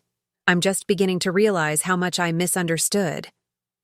Welcome to the club, Diane said with unexpected wryness. I spent decades thinking I was the favored daughter, only to learn recently that her expectations for me were actually pretty crushing. That whole Diane is the responsible one narrative came with impossible standards. This perspective on Diane's experience startled me. I always thought you thrived on her approval. I survived on it, she corrected. Shaped my entire life around maintaining it. At least you had the courage to walk away, build something authentic to yourself. The conversation was venturing into unexplored emotional territory between us. Diane and I had rarely discussed our mother's differential treatment or its impact on our relationship with each other. I never saw it that way, I admitted. I always thought you had the easier path, that her approval came naturally to you. Diane laughed, though without much humor. Nothing about Mom's approval came naturally. It was earned through constant, exhausting adherence to her expectations. You were the brave one, Alex. You defied her and built an empire. I pleased her and built a life that sometimes feels like it belongs to someone else. Her candor was unprecedented between us. Your life seems pretty wonderful from the outside, I observed. Beautiful family, community respect, meaningful charity work. It is wonderful in many ways, she acknowledged. But it's also constrained, safe. I sometimes wonder what I might have built if I'd had your courage to chart my own course. It's not too late, I said, surprising myself with the suggestion. You're only 41, Di. If you want something different, you could still pursue it. Maybe. She sounded thoughtful. Actually, that's partly why I called. I've been thinking about the hospital foundation work, about taking it to a different level, beyond local fundraising, creating something with broader impact. Like a national initiative? Exactly. But I'd need guidance, connections, the kind of business expertise I don't have. I realized where she was heading. The kind of expertise I do have. Yes. She hesitated. I'm not asking for a handout, Alex. I'm asking for partnership. Mentorship, maybe. A chance to build something meaningful my way, but with your experience guiding the path. The request represented a fundamental shift in our dynamic, from the successful older sister and struggling younger one to peers with different strengths, potentially collaborating. I'd like that, I said sincerely. After London, let's sit down and discuss possibilities. No reason we can't work together on something that matters to both of us. Her relief was audible. Thank you. And Alex? I'm sorry for all the years I bought into the narrative about you, that I accepted Mom's assessment without question. We both accepted roles we were assigned, I replied. Maybe it's time we wrote our own stories instead, together and separately. After ending the call, I sat watching London's lights through the apartment windows, contemplating how dramatically family dynamics were shifting in the shadow of my mother's illness. Relationships I'd thought were fixed in permanent patterns were proving more fluid, more open to redefinition than I'd imagined possible. My phone buzzed with a text from Marcus. Final preparations complete for tomorrow. Press confirmed. Board members arriving at 10. You'll make your mother proud. I smiled at his confidence, though anxiety lingered. Tomorrow would be the first time my mother would see me in my public role, not just as CEO in my office, but as a recognized business leader being covered by international media. Would she be proud? Embarrassed? Would she finally see me as I truly was? And perhaps more. Importantly, was I ready to be fully seen by her? The next morning dawned crisp and clear, rare sunshine illuminating London's skyline as our car approached Canary Wharf. My mother sat beside me, transformed by the attentions of the stylist and makeup artist I'd arranged to visit the apartment. Her thinning hair had been artfully arranged, her outfit, a deep blue Chanel suit with subtle modifications to accommodate her frailty, conveying elegance and dignity. Nervous? She asked, noticing my uncharacteristic silence. A bit, I admitted. This office represents significant expansion. A lot of people have worked very hard to make it happen. That's not why you're nervous, she observed with her mathematician's precision. You've done dozens of these events. You're nervous because I'm here. I smiled ruefully. Perceptive as always. You don't need to be, she said, surprising me by reaching for my hand. I've watched you from afar for years, Alexandra. Finally seeing you in your element up close. It's a privilege I didn't think I'd live to experience. The simple sincerity of her statement pierced through my anxiety. Thank you for being here, I said, squeezing her hand gently. It means more than you know. The car turned into the private entrance of the building, where Marcus awaited with several members of the executive team. As security opened my door, I could see press assembled near the main entrance, held back by velvet ropes but cameras at the ready. Ready to meet your public, mother? I asked with a slight smile. I believe it's your public, Alexandra, she corrected. I'm simply the honored guest. As Elena helped her into the wheelchair, I noticed my mother straighten her posture, lift her chin slightly, the academic preparing to enter the lecture hall. Despite her illness, despite her frailty, she projected a quiet dignity that commanded respect. Marcus approached, professional as always, but with genuine warmth as he greeted my mother. Mrs. Chen, you look wonderful. We're honored to have you with us today. The honor is mine, Mr. Alvarez, she replied graciously. Thank you for supporting my daughter's vision all these years, when others didn't, she added with a pointed glance at me, acknowledging her own failure in that regard. The acknowledgement, offered publicly before my colleagues, created a lump in my throat. We had moved into the elegant lobby where a gathering of board members, key investors, and European team leaders awaited. As per plan, we would proceed from here to the ribbon cutting at the main entrance, where the press was gathered.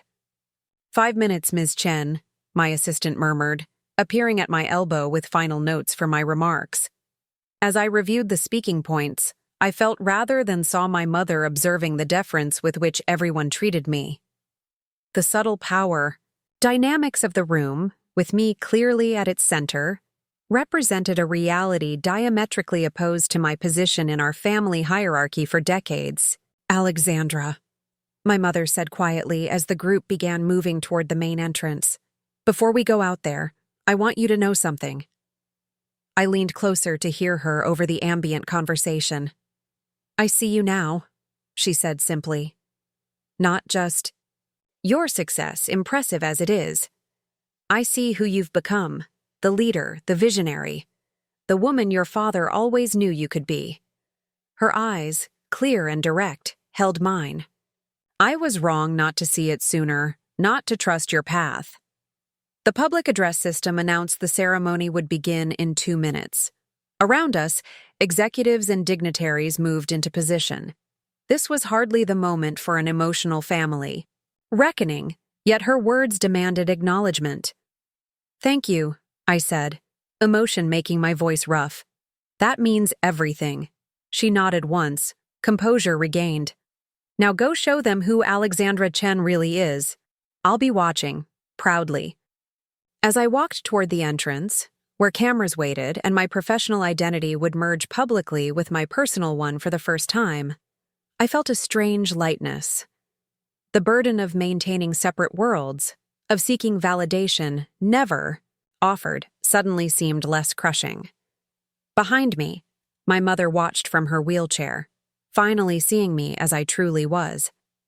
Ahead, the press and public awaited the CEO they thought they knew. Between these worlds, I stood momentarily suspended.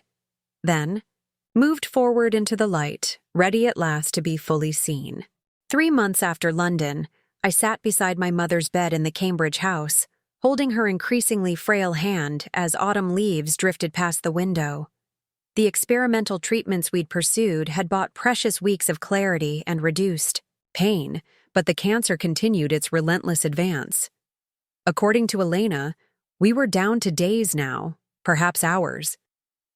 I've been thinking about that ribbon-cutting ceremony, my mother said, her voice thin, but her mind still remarkably sharp. The way you commanded that room, the respect in everyone's eyes. I smiled, remembering how she had watched from her wheelchair as I delivered my speech to investors and press, her face alight with a pride I'd spent decades believing I would never see. "The Financial Times piece was quite flattering," I said. "Mathematical precision in sustainable investment was a nice nod to your influence." "They got that right, at least." She shifted slightly, wincing with the effort. "The board member from Switzerland, the one who kept looking at his watch, did he ever approve the Nordic expansion?" I laughed softly. "Yes, unanimously after you. Explained the algorithmic advantages. I should have had you at board meetings years ago." "Too late for many things," she murmured, her gaze drifting to the window. The door opened quietly as Diane entered, carrying a tray with tea. Since London, my sister had become a different presence in my life, a collaborator rather than a competitor. The National Pediatric Care Initiative we'd begun developing had given us common purpose, her community connections complementing my business expertise in unexpected ways. "I brought your favorite," Diane told our mother, setting the tray down, "though Elena says just small sips." Our mother nodded, her eyes moving between her daughters with something like wonder. "Look at you two," she said, "working together, supporting each other. Your father would be so pleased." "He'd be pleased with a lot of things," I said, thinking of the framed photograph now prominently displayed in my Boston office. My father in his Harvard regalia, his intellect still intact, his eyes alight with the pride I now recognized had always been there. "The lawyer came by this morning," my mother said, changing subjects with the abruptness of someone who knew time was limited. "The new will is finalized." Diane and I exchanged glances. Neither of us cared about the inheritance anymore. Our mother's recognition in these final months had proven far more valuable than her modest estate, but we'd agreed to the revisions to give her peace of mind. "That's good, Mom," Diane said gently, "but please don't worry about that now." "I'm not worried," she replied. "I'm satisfied. Things are finally as they should be." She squeezed my hand weakly. "Equal shares, as you both deserved all along." I started to protest the unnecessary change, but she shook her head. "It's not about the money, Alexandra. It's about recognition, about acknowledgement." She echoed my own thoughts with uncanny precision. "You taught me that." Outside, rain began to patter against the windows, the sky darkening to match the somber mood within. "There's something else," my mother continued, gesturing toward the drawer of her bedside table. "Diane, would you—" My sister opened the drawer and retrieved a worn leather journal, its pages yellowed with age. "This was your father's," our mother explained as Diane placed it in my hands. "He kept notes about both of you from the time you were small. His observations, his predictions." A faint smile touched her lips. "He was remarkably accurate about your futures, even when you were children." With trembling fingers, I opened the journal, finding my father's familiar handwriting filling the pages. Random entries caught my eye. "Alexandra, age 7, disassembled and reassembled the toaster today. Not to be destructive, but to understand its workings." Margaret was furious about the mess. "I see something different. A mind that needs to know how things work before accepting them as they are. This will serve her well, though perhaps not in ways we expect." Alexandra, 16, arguing economic theory with my department colleagues at dinner. They were amused at first, then genuinely engaged. She has a way of seeing connections others miss. If she applies this to business rather than academia, as I suspect she will, she could build something remarkable. Tears blurred my vision as I read his words, evidence that someone had seen me clearly all along, had recognized my potential even when it manifested in ways that frustrated others. "He knew," I whispered. "He knew," my mother confirmed. And I should have trusted his vision, more than my fears. Her breathing had become more labored, each word requiring visible effort. "When I amended the will in the hospital, before London, before I knew about your success, that wasn't just about money. It was my last attempt to force you into the conventional path I thought you needed." "Mom, you don't have to explain." "I do," she insisted. "Because I was wrong, Alexandra. So wrong. You never needed my guidance or my inheritance. You needed my faith." Her fingers tightened around mine with surprising strength. "I'm sorry, it took me so long to give it to you." Diane moved to her other side, forming a protective circle around our mother. "You gave us both different things," she said softly, "and we both needed to find our own paths anyway." Outside, the rain intensified, drumming against the roof of the house that had shaped all our lives. Inside, a fragile peace settled over the three of us. Not the perfect reconciliation of sentimental stories, but something real and hard-won. A recognition of failures and strengths on all sides, an acceptance of the complicated love that had always existed beneath the misunderstandings. "The National Pediatric Initiative," my mother said, her voice growing fainter. "Tell me again what you're calling it." Diane looked at me, a silent question passing between us. We'd discussed this but hadn't yet shared our decision.